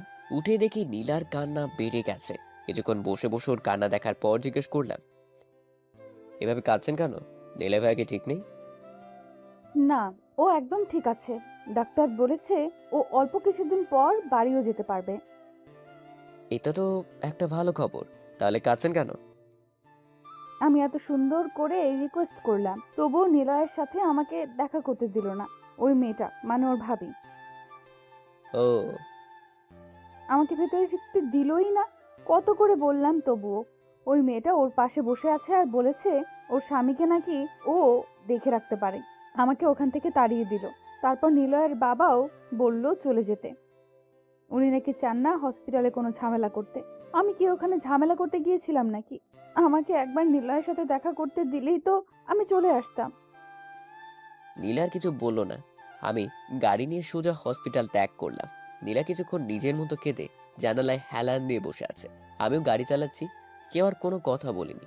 আজকে নীলার কান্না থামানোর কোনো চেষ্টাই আমি করিনি। জানি না কেন, হয়তো এখন ওর কষ্টে আমার আর কষ্ট হয় না। অতপর বাড়িতে এসে পড়লাম, দেখি নীলা জানালাতে হেলান দিয়ে ঘুমিয়ে পড়েছে। কিন্তু ওকে ডাক দিতে গিয়েও ডাক দিতে পারলাম না। ওর ঘুমন্ত চেহারায় কেমন অদ্ভুত একটা মায়া আছে। একবার তাকালেই তাকিয়ে থাকতে মন চায়। এভাবে কেটে গেল কিছুক্ষণ। আমার ফোনের শব্দে নীলার ঘুম ভেঙে গেল। আমিও সাথে সাথে অন্যদিকে তাকালাম। একটু স্বাভাবিকভাবে এনে কলটা ধরলাম, আর নীলা আমার দিকে তাকিয়ে থেকে বাড়ির ভিতর চলে গেল। বিকালের দিকে অফিস থেকে ফিরছিলাম। আপনাদের তো বলাই হয়নি, আমি আমাদের অফিসে বাবার দাদুর কথায় জয়েন করেছি। হঠাৎ একটা পার্কের সামনে নীলাকে দেখতে থেমে গেলাম। খুব বিচলিত দেখাচ্ছিল নীলাকে। দেখে মনে হচ্ছে কারো জন্য অপেক্ষা করছে আর বারবার কাকে যেন ফোন করছিল, আর প্রত্যেকবার বিরক্তি নিয়ে ফোনটা কান থেকে নামিয়ে নিচ্ছিল। আমি ভাবলাম ওর হয়তো কোনো সমস্যা হয়েছে, তাই গাড়ি থেকে নেমে ওর দিকে এগোতে গিয়েই আবার থেমে গেলাম, কারণ নীলা এসে ওখানে উপস্থিত হয়েছে। হয়তো সে এতক্ষণ তার জন্য অপেক্ষা করছিল। নিজের উপরেই রাগ হলো। শুধুই ওখানে যাচ্ছিলাম। আমি কেন যে ভুলে যাই, তাই আমি গাড়ি স্টার্ট দিয়ে বাসার দিকে চলে এলাম, এদেরকে পিছনে ফেলে। আসলে আমার আর নীলার বিয়ের প্রায় 2 মাস হয়ে গেছে। এই 2 মাসে আমরা নিজেদের মতো গুছিয়ে নিয়েছি। এখন আর কোনো প্রবলেম হয় না। মানে প্রথমে প্রবলেম হতো নীলার সাথে এভাবে থাকতে, আবার পরিবারের সামনে ভালো বউ বরের নাটক করতে। এখন আমরা যে যার ইচ্ছে মতো লাইফ স্পেন্ড করছি। মানে একসাথে একই ঘরে থাকি, কিন্তু কেউ কারো লাইফ নিয়ে কথা বলি না। আমি যথারীতি আমার পড়াশোনা চালিয়ে যাচ্ছি, এর মাঝে মধ্যে অফিস। এক কথায় সবসময় নিজেকে ব্যস্ত রাখছি। নিজে যদি ব্যস্ত থাকি তাহলে অন্যের লাইফ নিয়ে মাথা ঘামানোর কোনো প্রশ্নই আসে না। আর নীলাও আছে নিজের মতো। ওর ফাইনাল ইয়ারের এক্সাম দিয়েছে কিছুদিন আগে। নিলয় হসপিটাল থেকে ছাড় পেয়েছিল 15 দিন আগে। আর নীলা ও নিলয়ের সম্পর্ক ঠিক আগের মতোই ভালো হয়ে গেছে। ওরা যেমন প্রেমিক প্রেমিকা ছিল ঠিক তেমনই আছে। নিয়মিত দেখা, কথা, ফোনে কথা বলা সব ঠিকঠাকই চলছে। আদিবাকে মানে নিলয়ের ভাবিয়ে নিয়ে যে সমস্যা হতো তা এখন আর হয় না, কারণ নীলা তো সব জেনে গেছে। জানি না ওরা এখন কিসের অপেক্ষা করছে। বিয়ে করে নিলেই তো পারে। এতে আমি একেবারে জন্যই মুক্তি পেয়ে যেতাম। এসব নাটক আর ভালো লাগছে না। আসলে এটা পারলে ওরা এতদিনে করেই ফেলতো, কিন্তু আইনের কারণে পারছে না। আগে তো আমার থেকে ডিভোর্স নিতে হবে, আর 6 মাস না হলে ডিভোর্সটা হবে না। এক কথায় 3 জনই ঝুলে আছি সময়ের বাঁধনে। সময় শেষ হলে সবাই মুক্তি। রুমে থেকে ফ্রেশ হয়ে বিছানায় বসলাম, তখন চোখে পড়লো ফ্লোরে পড়ে থাকা কাগজের দিকে। আমি উঠে গিয়ে কাগজটা হাতে নিলাম। সেখানে কিছু লেখা আছে, তাই কাগজটা উল্টিয়ে ভাঁজ করলাম। খুলে অবাক হলাম, কারণ এটা একটা চিঠি, আর চিঠিটা নীলাকে লেখা হয়েছে। অন্যের চিঠি আমার পড়া উচিত না, তাই চিঠিটা নীলার ড্রেসিং টেবিলের উপর রেখে দিলাম। তারপর আমি আবার আগের জায়গায় এসে বসে পড়লাম। ফোনে ফেসবুকে ঢুকে নিউজ ফিড ঘাটছি, কিন্তু বারবার চোখটা ওই চিঠির দিকেই যাচ্ছে। শান্তি পাচ্ছি না কোনো মতেই। তাই আর থাকতে না পেরে চিঠিটা নিয়ে এসে পড়তে লাগলাম। লেখা ছিল, প্রিয় নীলা, কিছুদিন থেকে আমি তোমাকে একটা কথা বলবো, কিন্তু বলে উঠতে পারছি না। যদিও এটা তোমাকে এখন বলা জরুরি। যতবারই বলতে গেছি ততবারই আটকে গেছি কোনো না কোনো কারণে। আমি এটা বুঝতে পেরেছি যে আমি এই কথাগুলো তোমার সামনাসামনি বলতে পারবো না, তাই বাধ্য হয়েই এই চিঠিটি লিখেছি। আমি জানি তুমি এই চিঠিটা পড়লে হয়তোবা রাগ করবে, নয়তোবা কষ্ট পাবে। আমি আগেই সেজন্য ক্ষমা চেয়ে নিচ্ছি। আসলে কথাটা হলো, আমি মনে করি আমাদের এখন একটা সিদ্ধান্ত নিতে হবে, কিন্তু তার আগে তোমাকে কিছু জানিয়ে দেওয়া দরকার। আমার ভাই নীল ও তার বউ সম্পর্কে তুমি সবই জানো। নীলের বউ আবিদা আমাকে নীল ভাবে। জানো, আমি ভেবে পাচ্ছি না একটা মানুষ কি করে একজনকে এতটা ভালোবাসতে পারে। তার ভালোবাসার মানুষ যে আর নেই সে তা বিশ্বাস করে না। যে কয়দিন আমি হাসপাতালে থেকেছি আমি বুঝেছি যে আদিবা অতটা সহজ সরল। ওর মনে যেন শুধু ভালোবাসা আর কিছুই নেই। ওর সবটুকু ভালোবাসা দিয়ে আমাকে যত্ন করে সুস্থ করে তুলেছে। এক মুহূর্তের জন্যও সে আমাকে একা ফেলে যায়নি, সব সময় আমার পাশেই ছিল। ভাবতে পারছো তার মানে কি পরিমাণ ভালোবাসা আছে?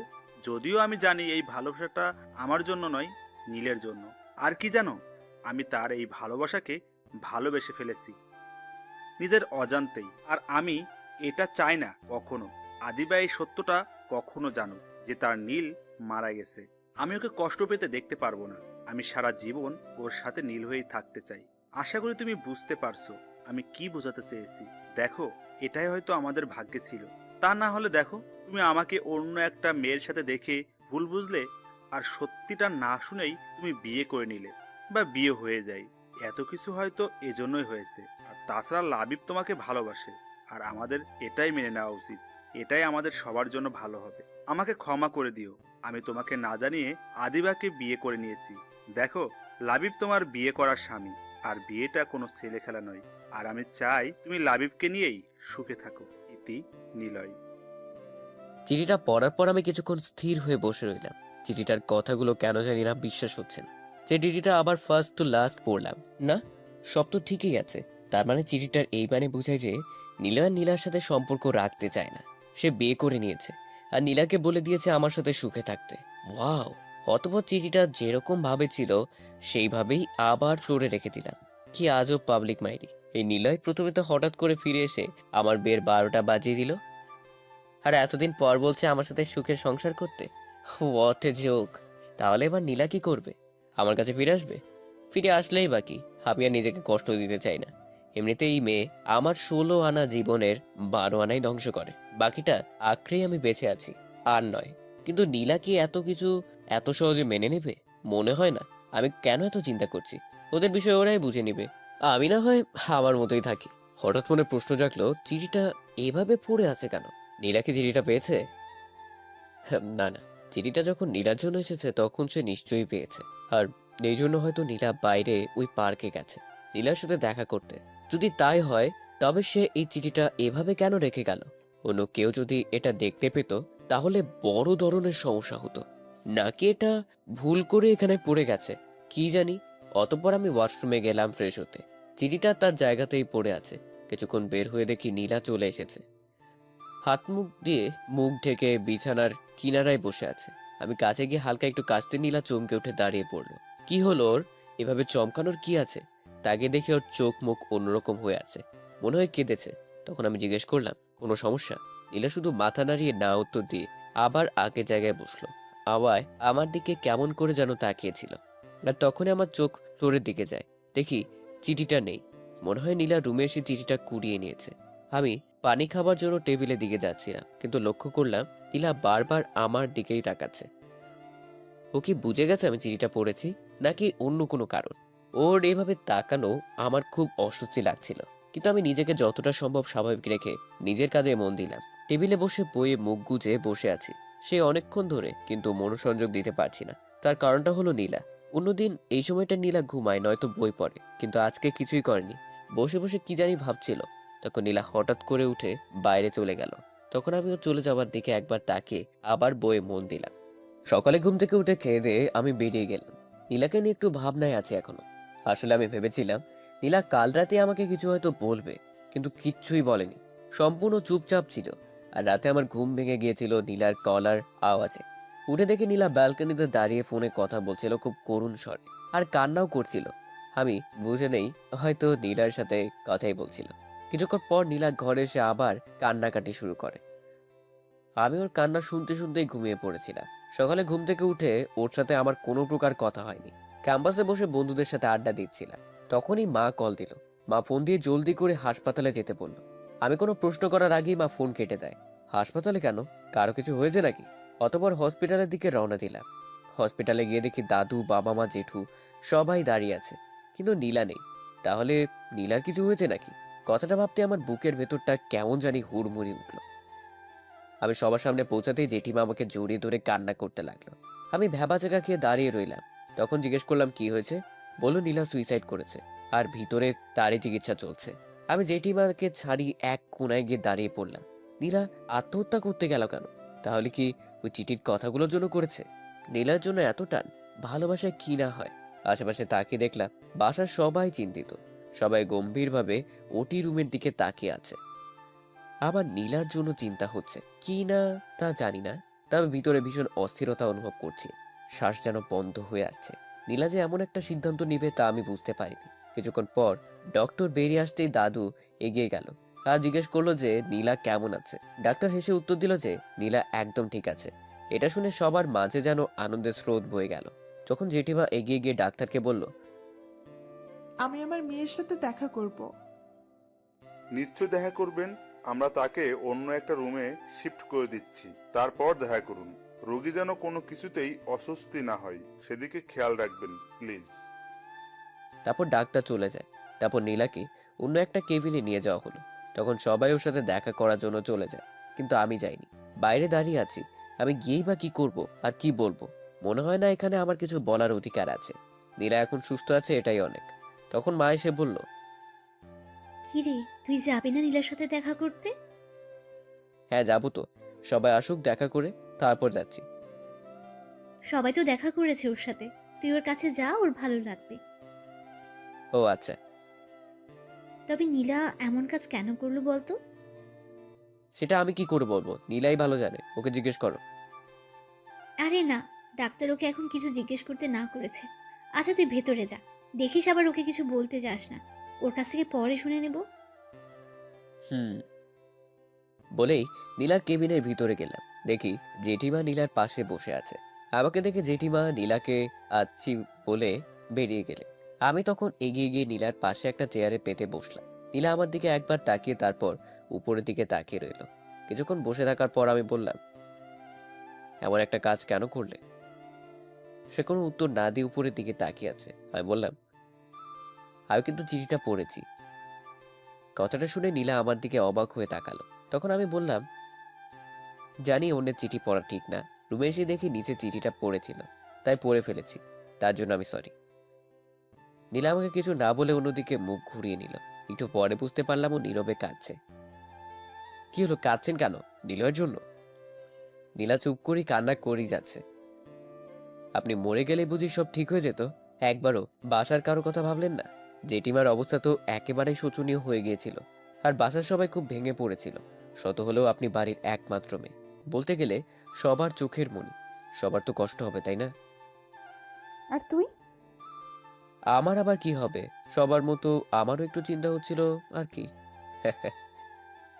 ও, এরপর দুজনেই চুপ করে আছি। কিছুক্ষণ এভাবে চলার পর আমি বললাম, আচ্ছা আমি আসি তাহলে, আপনি রেস্ট নিন। নীলার কোনো উত্তরের অপেক্ষা না করে সেখান থেকে বেরিয়ে এলাম। লাবিব দাঁড়া, তোকে একটা কথা বলার ছিল। আমি রাতের খাবার খেয়ে উপরে যাচ্ছিলাম, তখনই পিছন থেকে মা ডাক দিয়ে বলল। তখন আমি দাঁড়িয়ে গিয়ে বললাম, বলো। তুই আগে এখানে এসে বস, তারপর বলছি। তাকে দেখি বাসার সবাই সোফাতে গিয়ে বসে আছে। কি ব্যাপার, সবাই একসাথে বসেছে, তাও আবার আমাকে ডেকে বলছে কথা আছে। তখন আমি গিয়ে সবার সামনে দাঁড়িয়ে পড়লাম। সবার চেহারা ভীষণ গম্ভীর।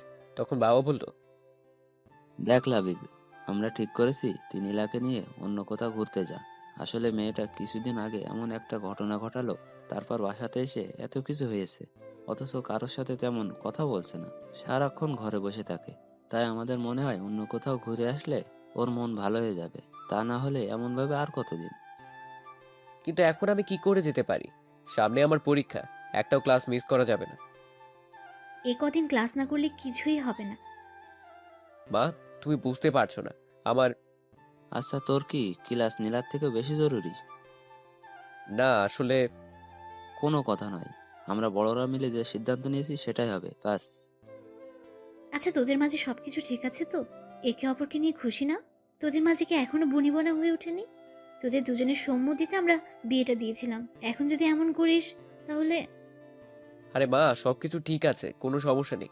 আমি তো শুধু অনেক হয়েছে, তোমরা দুইজন কিছুদিনের জন্য ঘুরতে যাচ্ছ, এটাই ফাইনাল। আচ্ছা ঠিক আছে, আগে তোমরা নীলাকে জিজ্ঞেস করে দেখো সে যাবে কিনা। তারপর আমি ওখান থেকে চলে এলাম। আসলে নীলা হাসপাতাল থেকে বাসায় ফিরেছে আজ থেকে এক পক্ষকাল হতে চলল।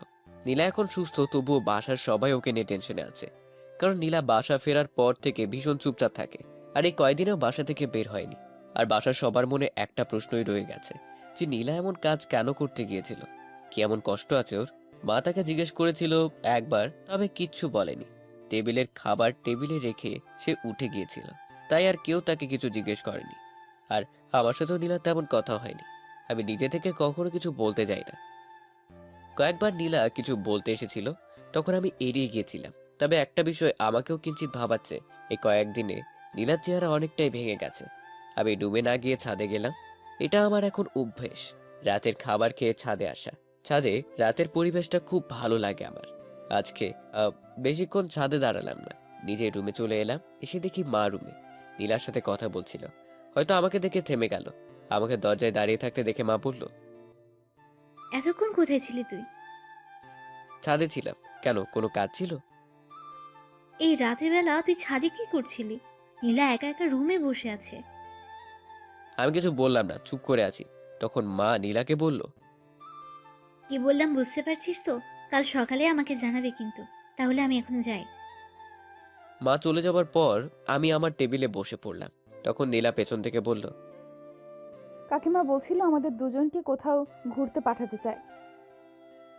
জানি, আমাকে একটু আগেই বলেছে। আর আমাকে বলল তোর সাথে কথা বলতে, কোথায় যাই তা কালকে জানাতে। কিন্তু তার আগে আমি জানতে চাই তুই কি যেতে রাজি আছিস? এখানে আমার যেতে চাওয়া না যাওয়ার কোনো কথা নেই। আমাকে চাইলেও যেতে হবে আর না চাইলেও যেতে হবে। সবাই আপনার কথা ভেবে এই প্ল্যানটা করেছে। অতএব এটা আপনার সিদ্ধান্তের উপর নির্ভর করছে। কেন, তুই কি যেতে চাস না? আমি তো বললামই, এখানে আমার মতামতটা ইম্পর্টেন্ট না। আপনি যেতে চাইলে আমাকেও যেতে হবে। তার মানে তুই যেতে চাস না? দেখুন, আমি একবারও বলিনি যে আমি যেতে চাই না। তুই এভাবে কথা বলছিস কেন? আমি কয়েকদিন থেকে লক্ষ্য করছি তুই আমাকে এড়িয়ে চলছিস। আমি কিছু বলতে গেলেই তুই কোনোভাবে সরে যাচ্ছিস। তুই কি আমাকে ইগনোর করছিস? আপনার হয়তো কোথাও একটা ভুল হচ্ছে। আমি আপনাকে ইগনোর করতে যাব কেন? আমার সে যোগ্যতা আছে নাকি? আর যদি আপনি ভাবেন যে আমি আপনাকে এড়িয়ে চলছি, তো আমাকে এখানে এটাই বলবো যে আমি আপনাকে সেই বিয়ের পর থেকে এড়িয়ে চলি। আর আপনিও তো এটাই চেয়েছিলেন। আমাদের মাঝে তো এমনটাই কথা হয়েছিল, কেউ কারো ব্যাপারে কোনো কথা বলবো না, আর যে যার মতো থাকবো। সময় হলে একে অপরকে মুক্ত করে দিব। আমি তো সেটাই মেনে চলছি। আর আজকে আপনার মনে হচ্ছে যে আমি আপনাকে এড়িয়ে চলি? স্ট্রেঞ্জ। কই, এতদিন তো আপনি এমন কিছুই বলেননি। আর এখন এই কথা বলার মানেই বা কি? নীলা চুপচাপ আমার কথাগুলো শুনছিল। অতঃপর বিছানায় গিয়ে চুপ করে উল্টো দিকে মুখ করে শুয়ে পড়ল। আর আমিও আমার কাজে মন দিলাম। কিছুক্ষণ পর শুনতে পেলাম নীলার চাপা কষ্টের আওয়াজ। ভাবলাম মাথায় নেব না। ওমা, কিছুক্ষণ পর দেখি কান্নার আওয়াজ আরো বেড়ে গেল। কতক্ষণ আর এভাবে থাকা যায়?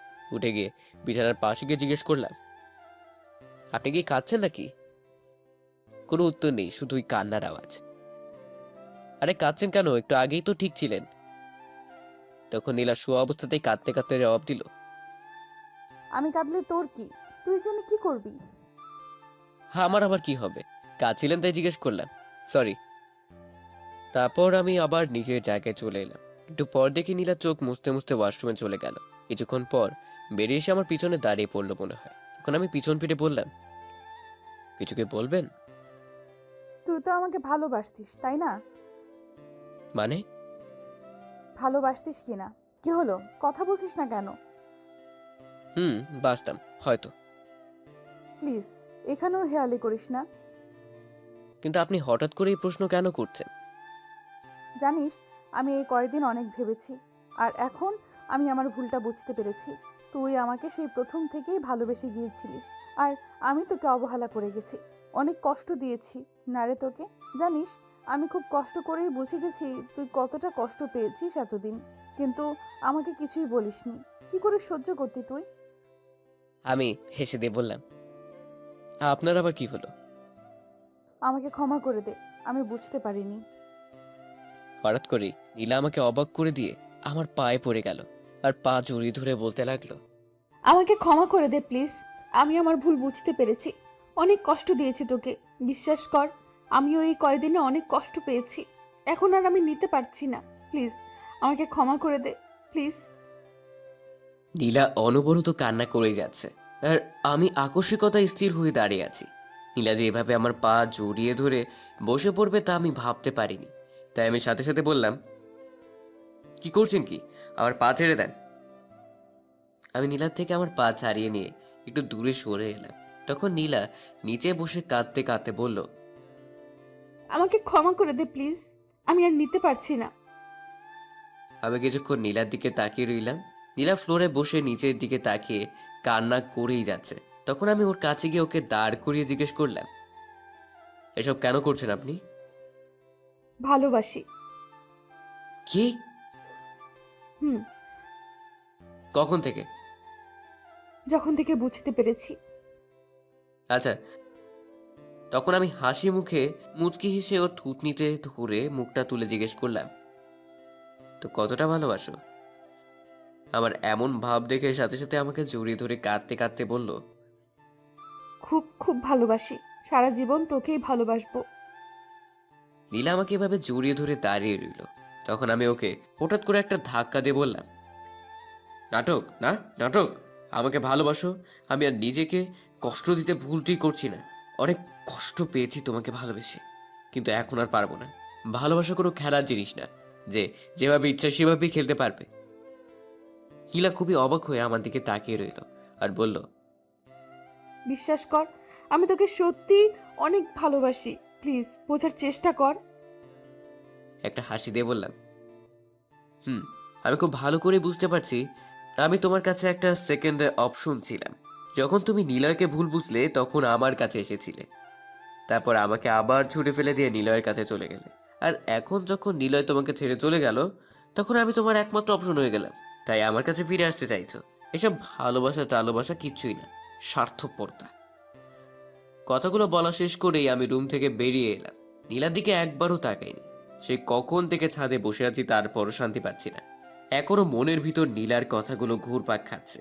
আর সবকিছুর শেষে একটা কথাই আসছে, নীলাকে সত্যি আমাকে ভালোবাসে নাকি ওটাও ওর? লাবিব, ভাবনায় ছেদ পড়লো। পেছন থেকে কারো ডাকি, গলা শুনে বুঝে গেলাম নীলা। পিছন না ফিরে বললাম, আপনি এখানে কি করছেন? আগে বল, তুই এখনো রুমে না গিয়ে ছাদে কি করছিস? আমার এখানে ভালো লাগছে না, তাই বসে আছি। তাই বলে এত রাত পর্যন্ত? ঘড়িতে দেখেছিস কটা বাজে? রাত 2টা বাজতে চলেছে। তো কি হয়েছে? কি হয়েছে মানে? তুই রুমে আয়। যাব না বলছি না। একটা কথা আপনাকে কতবার বলবো, যান না, আপনি গিয়ে শুয়ে পড়ুন। আমি তো যাবই, কিন্তু তুই এখানে থেকে কি করবি শুনি? দাঁড়িয়ে থাকবো। সারা রাত দাঁড়িয়ে থাকতে পারবি? বোর হয়ে যাবি না? না। আচ্ছা ঠিক আছে, তাহলে আমিও না হয় তোর সাথে এখানেই দাঁড়িয়ে থাকবো। কথাটা বলে নীলা আমার বাম হাতটা জড়িয়ে ধরে কাঁধে মাথা রেখে বলল, তুই চাইলে সারা রাত থাকবো, শুধু তুই আর আমি। নীলার এরকম আচরণে খুব বিরক্ত লাগছিল, তাই রেগে গিয়ে ওকে একটা ধাক্কা দিলাম। ধাক্কাটা বোধহয় একটু জোরেই দিয়ে ফেলেছি। হঠাৎ এমন ধাক্কাকে নীলা ভারসাম্য রক্ষা করতে না পেরে একটু দূরে গিয়ে নিচে পড়ে গেল। ধাক্কা দিয়ে আমি রাগী গলায় বললাম, দয়া করে এই ধরনের নাটকগুলো আর আমার সাথে করবেন না, সহ্য হয় না আমার। আর প্লিজ দয়া করে এখান থেকে যান, আমাকে একটু একা থাকতে দিন, একটু শান্তিতে থাকতে দিন। তারপর আমি অন্যদিকে ঘুরে দাঁড়ালাম। কিছুক্ষণ পর অনুভব করলাম যে আমার পিছনে আবারও কেউ একজন এসে দাঁড়িয়েছে। তার মানে নীলা এখনো যায়নি। আপনার সমস্যা কি? আমাকে কি একটু শান্তি দিবেন না? যান এখান থেকে। একটা কথা, আপনাকে আর কতবার? তারপর ঘুরি তাকিয়ে নীলার দিকে তাকাতে আমার কথা বন্ধ হয়ে গেল। তাকে দেখি নীলা অজ্ঞান হয়ে নিচে পড়ে গেছে আর কপাল থেকে রক্ত পড়ছে। আসলে তখন নীলাকে ধাক্কা দিয়েছিলাম, তখনই মনে হয় ওর কপালটা দেয়ালের সাথে ধাক্কা খায়, ও আঘাত পায়, তাই সে অজ্ঞান হয়ে পড়ে। কি করলাম আমি এটা? সাথে সাথে আমি নীলার কাছে গিয়ে ওকে ডাক দিলাম, কিন্তু সারা নেই। তাই নীলাকে আমি কোলে তুলে নিয়ে রুমে চলে এলাম আর বিছানায় শুয়ে দিলাম। তারপর চোখে পানি ছিটাতেই নড়ে উঠলো। চোখ খুলে আমার দিকে তাকিয়ে রইল এক দৃষ্টিতে। নিজেকে তখন অপরাধী মনে হচ্ছিল, তাই বললাম, সরি, আসলে আমি ইচ্ছা করে করিনি। রাগের মাথায় এত জোরে ধাক্কাটা দিয়ে ফেলেছি। নীলা শুধু একটা হাসি দিয়ে বলল, ওটা কোনো ব্যাপার না। আমি আর কিছু না বলে ফার্স্ট এইড বক্সটা নিয়ে এলাম। তুলোতে অ্যান্টিসেপটিক দিয়ে যেই ওর কপালের ক্ষতস্থানে লাগাতে যাব তখনই নীলা আমার হাত ধরে বসে আর করুণ সুরে বলে, তুই কি সত্যিই এখন আর আমাকে ভালোবাসিস না? দেখুন, এসব বলার সময় না, আপনার ক্ষতস্থানটা পরিষ্কার করে ব্যান্ডেজ করতে দিন। না, তুই আগে বল আমাকে ভালোবাসিস কিনা। দেখুন, এক কথা বারবার বলবেন না, আমাকে আমার কাজ করতে দিন। এই বলে যখনই আমার হাতটা বাড়ালাম তখনই আবারও বাধা। বলুন তো কেমনটা লাগে? তুই আগে বল আমাকে ভালোবাসিস কিনা। দেখুন, আমার মাথা গরম করবেন না, চুপ করে বসে থাকুন। না আগে তো ঠাস করে একটা থাপ্পড় দিয়ে বললাম, চুপচাপ কোনো নরম ছাড়া বসে থাক, আর একটা কথা বলবি তো ফল ভালো হবে না। থাপ্পড়কে নীলা একদম চুপ হয়ে গেছে, আর কোনো নরম করছে না। যাক, তাহলে থাপ্পড়টা কাজে দিয়েছে। কিন্তু পরক্ষণেও চোখ দিয়ে অনবরত বৃষ্টি পড়তে শুরু করলো, আর আমার দিকে অদ্ভুতভাবে তাকিয়ে রইল। আমি সেই দিকে মন দিলাম না। সুন্দর করে ব্যান্ডেজটা করে দিয়ে বললাম, দিন শুয়ে পড়ুন। এখনো নীলার চোখ দিয়ে পানি পড়ছে। সে তা বারবার হাত দিয়ে মুছতেছে আর নাক টানতেছে। তখন আমি তাকে একটা ধমক দিয়ে বললাম, কি হলো, শুনতে পাননি আমি কি বলছি? নীলা যেন হঠাৎ আমার এমন ধমক শুনে কেঁপে উঠে, কিন্তু সে বসে দেখে সেই একই কাজ করছে, সেই কান্না করার নাক টানা। এখন আমি কি করি?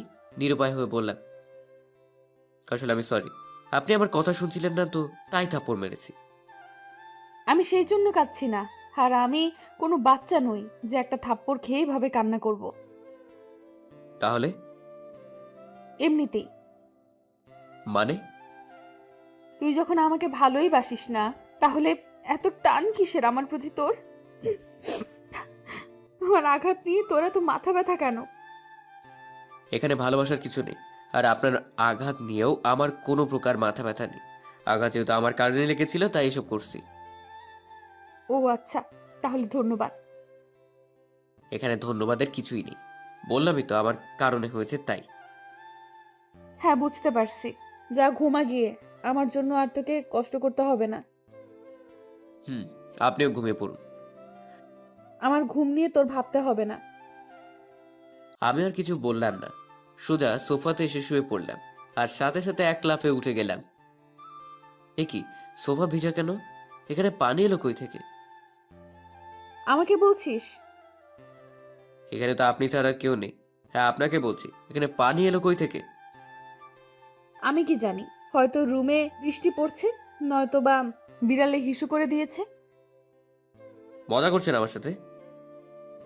একদম না। আচ্ছা, তোর সোফাতে ভেজা, তাহলে তুই ঘুমাবি কই? তুই তো আর বিড়ালের হিসু করা জায়গায় ঘুমোতে পারিস না, আর তোর তো আবার জ্বরের অ্যালার্জি আছে। এক কাজ কর, আজ রাতে তুই না হয় আমার সাথে খাটেই ঘুমাতে পারিস, আমার কোনো প্রবলেম নেই। দরকার নেই, আপনাকে আমার জন্য কষ্ট করতে হবে না। আমি না হয় ছাদের রুমে ঘুমাবো, নয়তো বা এই ফ্লোরে। তোর ছাদের রুমে তো কালকে আন্টি তালা লাগিয়ে দিয়েছে, আর তুই ফ্লোরে ঘুমাবি সেই সাহস আছে তোর? সমস্যা নেই আমার সাথে ঘুমাতে, আমার খাটটা যথেষ্ট বড়ই আছে। কি ঝামেলা পড়লাম রে বাবা, ফ্লোরে ঘুমাতে পারবো না কারণ অ্যালার্জি। তখন সামনে নীলার দিকে তাকিয়ে দেখলাম, আমার মুখের দিকে তাকিয়ে মুখ টিপে টিপে হাসতেছে। বাহ, ভালোই মজা নিচ্ছে। আমার কাছে আর দ্বিতীয় কোনো অপশন নেই, তাই চুপচাপ বিছানাতে উঠে যাচ্ছিলাম, তখনই নীলা বলল, ওই দাঁড়া দাঁড়া, কি হলো? আগে যা ওয়াশরুমে গিয়ে কাপড় চেঞ্জ করে আয়, পেছনটা একেবারেই ভিজে গেছে। তাকে দেখে সত্যি সত্যি ভিজে গেছে, লজ্জার ব্যাপার। পেছনটা শুধু ভিজেছে।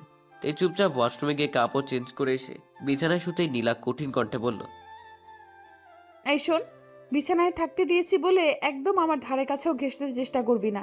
কোনো রকম সুযোগ নেওয়ার চেষ্টা করলে কিন্তু। এই শোনেন, আমার ক্যারেক্টার না এতটা লুজ না, আশা করি এতদিনে হয়তো বুঝতে পেরেছেন। তা ঠিক আছে, তবুও বলে দিলাম নিজের সেফটির জন্য। আচ্ছা, ঘুমা তাহলে। হঠাৎ করে ঘুম ভাঙলেই দেখি নীলা আমাকে আষ্টে পৃষ্ঠে জড়িয়ে ধরে বুকের উপর ভর করে শুয়ে আছে, আর সেটা ছেড়ে আমার সারা মুখে ওর ঠোঁটের ছোঁয়া অনুভব করছিলাম। আর নীলা বলছিল, এই, তোর এত ভাব কেন শুনি? আমি তোকে এত করে বলছি ভালোবাসি ভালোবাসি, তারপরও তুই আমাকে বিশ্বাস করছিস না। আমাকে এতগুলো কথা শোনালি, আমি নাকি এই, আমি নাকি সেই। খুব কষ্ট হচ্ছিল তখন, জানিস, কিন্তু তারপর আবার খুশিও হয়েছিলাম যখন তুই রেগে গিয়ে আমাকে আপনি না বলে তুমি বলছিলি। আমি ঠিক বুঝে নিয়েছিলাম তুই এখনো আমাকে প্রচন্ড রকম ভালোবাসিস। কথাটা বলে নাকে আর একটা কিস, তারপর আবার বলতে লাগলো, কিন্তু তুই আমার উপর ভীষণ রেগে আছিস, তাই না? সেই জন্যই তুই আমাকে ভালোবেসেও লুকিয়ে রেখেছিস শুধুমাত্র ইগোর কারণে। আমি সব বুঝে গেছি, তাই তুই যাই করিস না কেন, আমি তোকে কোনোভাবেই ছাড়ছি না, বুঝলি? তারপর বুকের উপর থেকে নেমে গিয়ে নীলা পাশ থেকে জড়িয়ে ধরে বলল,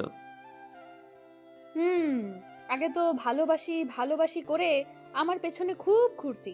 আমি না হয় তখন বুঝতে পারিনি, তাই বলে তুইও বুঝবি না যে আমি কতটা ভালোবাসি? আমি শুধু চোখ বন্ধ করে সবকিছু শুনছি আর মনে মনে হাসছি। তখন নীলা আবার বলল, চিন্তা করিস না, আমিও খুব ভালো করে জানি কি করতে হবে। আজকে তো শুধু বিছানাতে শুয়েছি, তোকে দিয়ে যদি ভালোবাসি কথাটা না বলাতে পারি তাহলে আমার নামও নীলা না। মুয়া। এই বলে গালে একটা লম্বা কিস করলো। আমিও মনে মনে বললাম আমিও দেখবো। অতঃপর নীলা আমাকে জড়িয়ে ধরেই ঘুমিয়ে পড়ে। আমার খুব ইচ্ছে করছিল ওকে জড়িয়ে ধরে ঘুমাতে, কিন্তু সে ইচ্ছে দমিয়ে রেখে ঘুমিয়ে পড়লাম। লাবিব, আই লাবিব, ওঠ, ওঠ না। ঘুম ঘুম চোখে বললাম, কি হলো, ডাকছেন কেন? আমি ওয়াশরুমে যাব। তো যান না, আমাকে কেন ডাকছেন? ঘুমাতে দেন তো। কিন্তু তুই যদি আমাকে এভাবে জড়িয়ে ধরে রাখিস আর যদি ছেড়ে না দিস তাহলে যাব কি করে বলতো? নীলার কথা শুনে খেয়াল হলো যে আমি নীলাকে জড়িয়ে ধরে শুয়ে আছি। সাথে সাথে ওকে ছেড়ে দিয়ে প্রায় লাফিয়ে পিছিয়ে গেলাম। আর এতটাই পিছিয়ে গেছি যে ধূপ করে খাট থেকে নিচে পড়ে গেলাম। আমি নিচে পড়ে যেতেই সাথে সাথে নীলা আমার দিকে এগিয়ে এলো আর আমাকে নিচে পড়ে যেতে দেখে সেই হৃদয় কারা মাতাল করা হাসিটা দিল। আহ, কতদিন এই হাসিটা শুনিনি। খাটের কিনারায় বসে নীলা হেসেই চলেছে। প্রথম প্রথম হাসিটা ভালো লাগছিল, কিন্তু যখন ননস্টপ হেসেই যাচ্ছে তখন গিয়ে আমার ইজ্জতে লাগলো। আমি উঠে দাঁড়িয়ে বললাম, এভাবে হাসার কি আছে? এটা জাস্ট একটা অ্যাক্সিডেন্ট ছিল। অ্যাক্সিডেন্ট। দেখুন, একদম হাসবেন না বলে দিলাম। কিন্তু নীলার এই হাসিটা থামছেই না। বিরক্ত লাগছে এখন হাসিটা। ধুর, এই বলে নিচে আসছিলাম, তখনই নীলা আমাকে পেছন থেকে এই শোনো বলে খাট থেকে উঠে নামতে যাচ্ছিল। তখনই ওর ওড়নার সাথে পা পেঁচিয়ে পড়ে যাচ্ছিল। তার আগেই আমি ধরে ফেলি ওকে। নীলা ভয় পেয়ে চোখ বন্ধ করে একটা চিৎকার দিল। তখন বুঝতে পেরে ও নিচে পড়ে যায়নি। তখন এক এক করে চোখ খুলে, কেন জানি না নীলার ভয় মিশ্রিত মুখটা খুব মায়াবে লাগছিল। আমি অপলক ওর দিকে তাকিয়ে রইলাম। শালা, ও আমার দিকে তাকিয়ে আছে। পরক্ষণে কিছু একটা শব্দে আমার হুঁশ ফেরে। সাথে সাথে নীলাকে নিচে নামিয়ে দিলাম। নীলা মনে হয় লজ্জা পেয়েছে এমন ঘটনাতে, তাই মাথা নিচু করে সোজা ওয়াশরুমে ছুটে যায়। আমি ওর এভাবে চলে যাওয়া দেখে একটা মুচকি হাসি দিয়ে আবার বিছানাতে শুয়ে ঘুমিয়ে পড়লাম। হঠাৎ করে চোখের মধ্যে পানি ছিটা পড়তে আবারও ঘুমটা ভেঙে যায়। আর চোখ খুলে সামনে তাকাতে আমার চক্ষু চড়ক গাছ। নীলা এখন আমার সামনে ভেজা চুলে শুধু শরীরে একটা তোয়ালে পেঁচিয়ে পেছন ফিরে দাঁড়িয়ে আছে। হঠাৎ এমন দৃশ্য দেখে আমি ভ্যাবাচাকা খেয়ে গেলাম, কিন্তু তারপর মুগ্ধ চোখে নীলার দিকে তাকিয়ে রইলাম। নীলা তোয়ালে খুলে শাড়ি পরতেছে। নীলা এখনো দেখেনি যে আমার ঘুম ভেঙে গেছে। আমি উঠে পড়েছি। নীলার শাড়ি পরা প্রায় শেষ। কাঁধের এক পাশে শাড়ির আঁচল ফেলে দিয়ে পিছন ঘুরতে আমাকে দেখে চমকে উঠে বলল, তুই কখন উঠলি? হঠাৎ করে নীলার এভাবে ঘুরে দাঁড়ানোতে আমি কিছুটা ভয় পেয়ে গেলাম। গলা দিয়ে কথা বের হচ্ছে না। কোন রকমে বলতে গেলাম, তাও তালগোল পাখি গেল। কখন উঠলাম? এই তো মাত্র। হ্যাঁ, এখনই উঠেছি। হুম। আমি কথাটা বলেই আর ওখানে বসে থাকলাম না, সোজা ওয়াশরুমে ঢুকে গেলাম। কারণ নীলার সামনে বেশিক্ষণ থাকলে ধরা পড়ে যেতে পারি। আসার সময় দেখতে পেলাম নীলা আমার এরকম অদ্ভুত আচরণে অবাক হয়ে তাকিয়েছিল। ওয়াশরুম থেকে ফ্রেশ হয়ে বের হতেই আর এক দফা চমকাতে হলো, কারণ দেখি নীলা দাঁড়িয়ে। কোনো কিছু বুঝে ওঠার আগেই নীলা বলল, কাকিমা ডেকে গিয়েছিল নিচে যেতে, জলদি চল। ও আচ্ছা, চলেন তাহলে। তারপর দুজন একসাথে নিচে এলাম। খাবার টেবিলে বসতেই মা নীলাকে জিজ্ঞেস করলো, এই নীলা, তোর কপালে কি হয়েছে রে? কাম সারছে রে। যদি জানতে পারে এটা আমার কাজ তাহলে তো। নীলা চুপ করে আছে, কি বলবে হয়তো তাই ভাবছে। বিপত্তি হলো নীলা আমার দিকে তাকিয়ে আছে এখন। তা দেখে মা বলল, হিরে লাবিব, ওর কপালে কি হয়েছে? আমার গলাটা শুকিয়ে গেল। এখন আমি কি বলি? আরে নীলাও আমার দিকে তাকিয়ে আছে, এই নাকি সে আমাকে ভালোবাসে। কিছু একটা বলে দিলে তো হতো।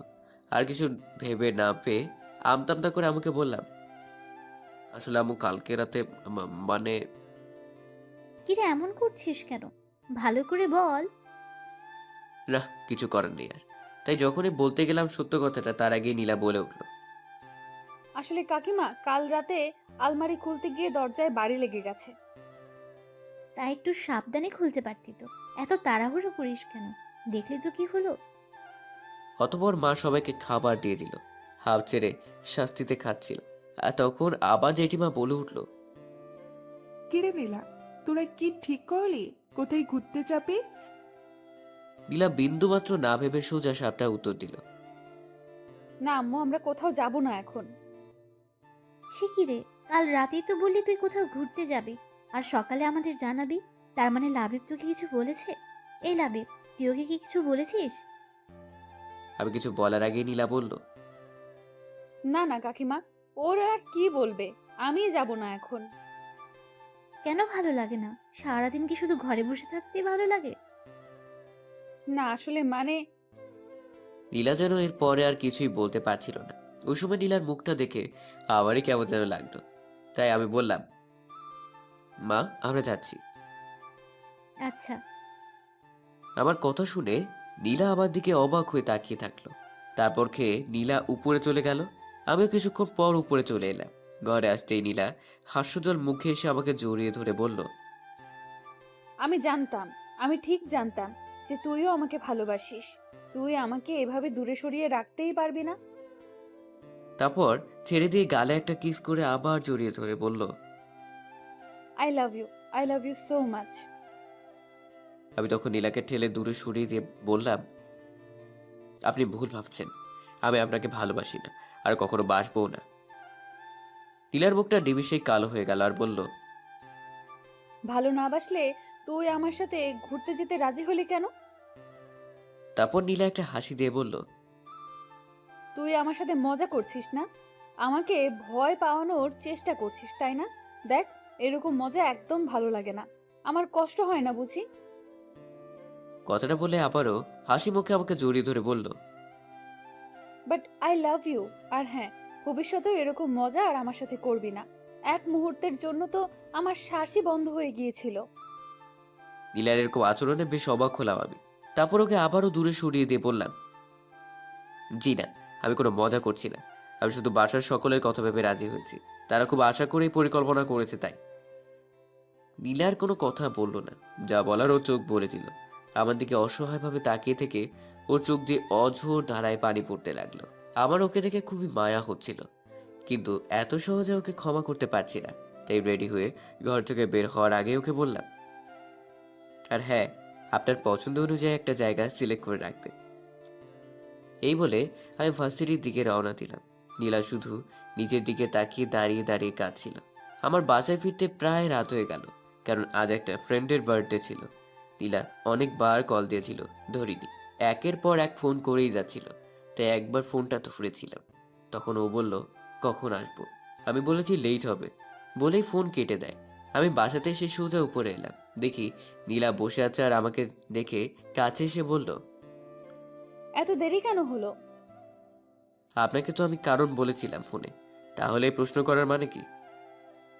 ও সরি, তুই ফ্রেশ হয়ে নে, আমি তোর জন্য খাবার আনছি। কথাটা বলেই বেরিয়ে গেল। বলতেও পারলাম না যে খেয়ে এসেছি। কিছুক্ষণ পর নীলা খাবার নিয়ে রুমে আসতেই বললাম, আমি খেয়ে এসেছি। কি? আমি তো নীলা মন খারাপ করে খাবারের প্লেটটা নিয়ে চলে যাচ্ছিল। তখন আমি বললাম, আচ্ছা আপনি খেয়েছেন? সেটা জেনে তুই কি করবি? যেটা বলছি সেটার উত্তর দিন। না, কেন? আসলে আমি ভেবেছিলাম তুই আসলে একসাথে খাবো, কিন্তু তুই তো ও আচ্ছা, আপনি তাহলে খেয়ে নেন। নীলা কিছু না বলে রুম থেকে বেরিয়ে গেল। কিছুক্ষণ বসে থাকার পর মনে হলো নীলা কি আদৌ খাবার খাবে। এই ভেবে আমিও ঘর থেকে বেরিয়ে খাবার টেবিলের কাছে আসলাম। তখন সেখানে বা আশেপাশে নীলাকে পেলাম না। তখন কি মনে করে ছাদে গেলাম, ধারণায় ঠিক। নীলা ছাদের এক কোণায় রেলিং ধরে দাঁড়িয়ে আছে। কাছে যেতে বুঝতে পারলাম কাঁদছে। তাই ওকে পেছন থেকে বললাম, কি হলো, আপনি এখন ছাদে কি করছেন? কিছু না বলে কেঁদেই যাচ্ছে। হ্যাঁ, আপনি খাবারটা খাননি কেন? কি হলো, আমি কিছু বলছি শুনতে পান না? কথাটা বলেই নীলার হাত ধরে আমার দিকে ঘোরালাম। তাকে দেখি এইটুকু সময় কেঁদে চোখ মুখ লাল করে ফেলেছে। তখন নরম গলায় বললাম, এভাবে কাঁদছেন কেন? এমনি। এমনি এমনি কেউ কাঁদে না। কান্নার গতি হঠাৎ করেই বাড়িয়ে দিল। আরে আরে বলবেন তো কি হয়েছে? তোর জন্য। আবার আপনার কি করলাম? তুই আমার সাথে এমন করিস কেন? আমি জানি আমি তোর সাথে অন্যায় করে ফেলেছি, তার জন্য আমি তোর কাছে ক্ষমা চাইলাম। তারপরেও তুই এমন করছিস কেন? আমি এটাও ভালো করে জানি যে তুই আমাকে খুব ভালোবাসিস, কিন্তু জানি না কেন তারপরেও আমার সাথে এমন করিস। আমারও তো কষ্ট হয় নাকি? তুই জানিস না আমার কষ্টে বুকটা ফেটে যায়? কিভাবে বোঝাবো তোকে? হয়তো তুই আমাকে একবারেই ছেড়ে দে, নয়তো বা কাছে টেনে নে। এভাবে আর কষ্ট দিস না প্লিজ। হঠাৎ করে চোখ মুছতে মুছতে সিরিয়াস ভাবে বলল, আজকে তোকে স্পষ্টভাবে বলতেই হবে, তুই আমাকে ভালোবাসিস কিনা বল। কি হলো, কথা বলছিস না কেন বল? শান্ত গলায় বললাম, না বাসি না। নীলা কথাটা শুনে আবার কান্নায় ভেঙে পড়ল আর বলল, তুই আবারও মিথ্যা কথা বলছিস। নীলার এরকম কান্না দেখে আমার হাসি পেয়ে গেল। না, অনেক হয়েছে, আর না, আরো কাঁদলে সমস্যা হয়ে যাবে। তাই আমি নীলাকে কাছে টেনে বুকে নিয়ে বললাম, আলে বাবা লে, আর কাঁদে না, আর কাঁদে না বাবু। ঠিক আছে ঠিক আছে, আমি আর তোমার সাথে এরকম করব না, সরি। এবার নীলার কান্না দেখে কে বুকে মাথা রেখে কাঁদতে কাঁদতে আমার শার্টটা ভিজিয়ে দিল। অনেক কষ্টে শান্ত করার পর নীলার নাক টানতে টানতে বলল, তাহলে বলো আমাকে ভালোবাসো। বাসি তো, খুব ভালোবাসি। তাহলে আমার সাথে এমন করছিলি কেন? সেজন্য সরি আমার বাবুই পাখিটা। কথাটা বলে কপালে একটা চুমু দিলাম। তখন নীলা বলল, আর আমার সাথে এমন করবে না তো? না, একেবারেই না। তাহলে আমাকে শক্ত করে জড়িয়ে ধরো। তখন আমি নীলাকে নিজের বাহু ডোরে আবদ্ধ করে নিলাম। নীলা আমাকে তার সমস্ত শক্তি নিয়ে জড়িয়ে আছে। মনে হয়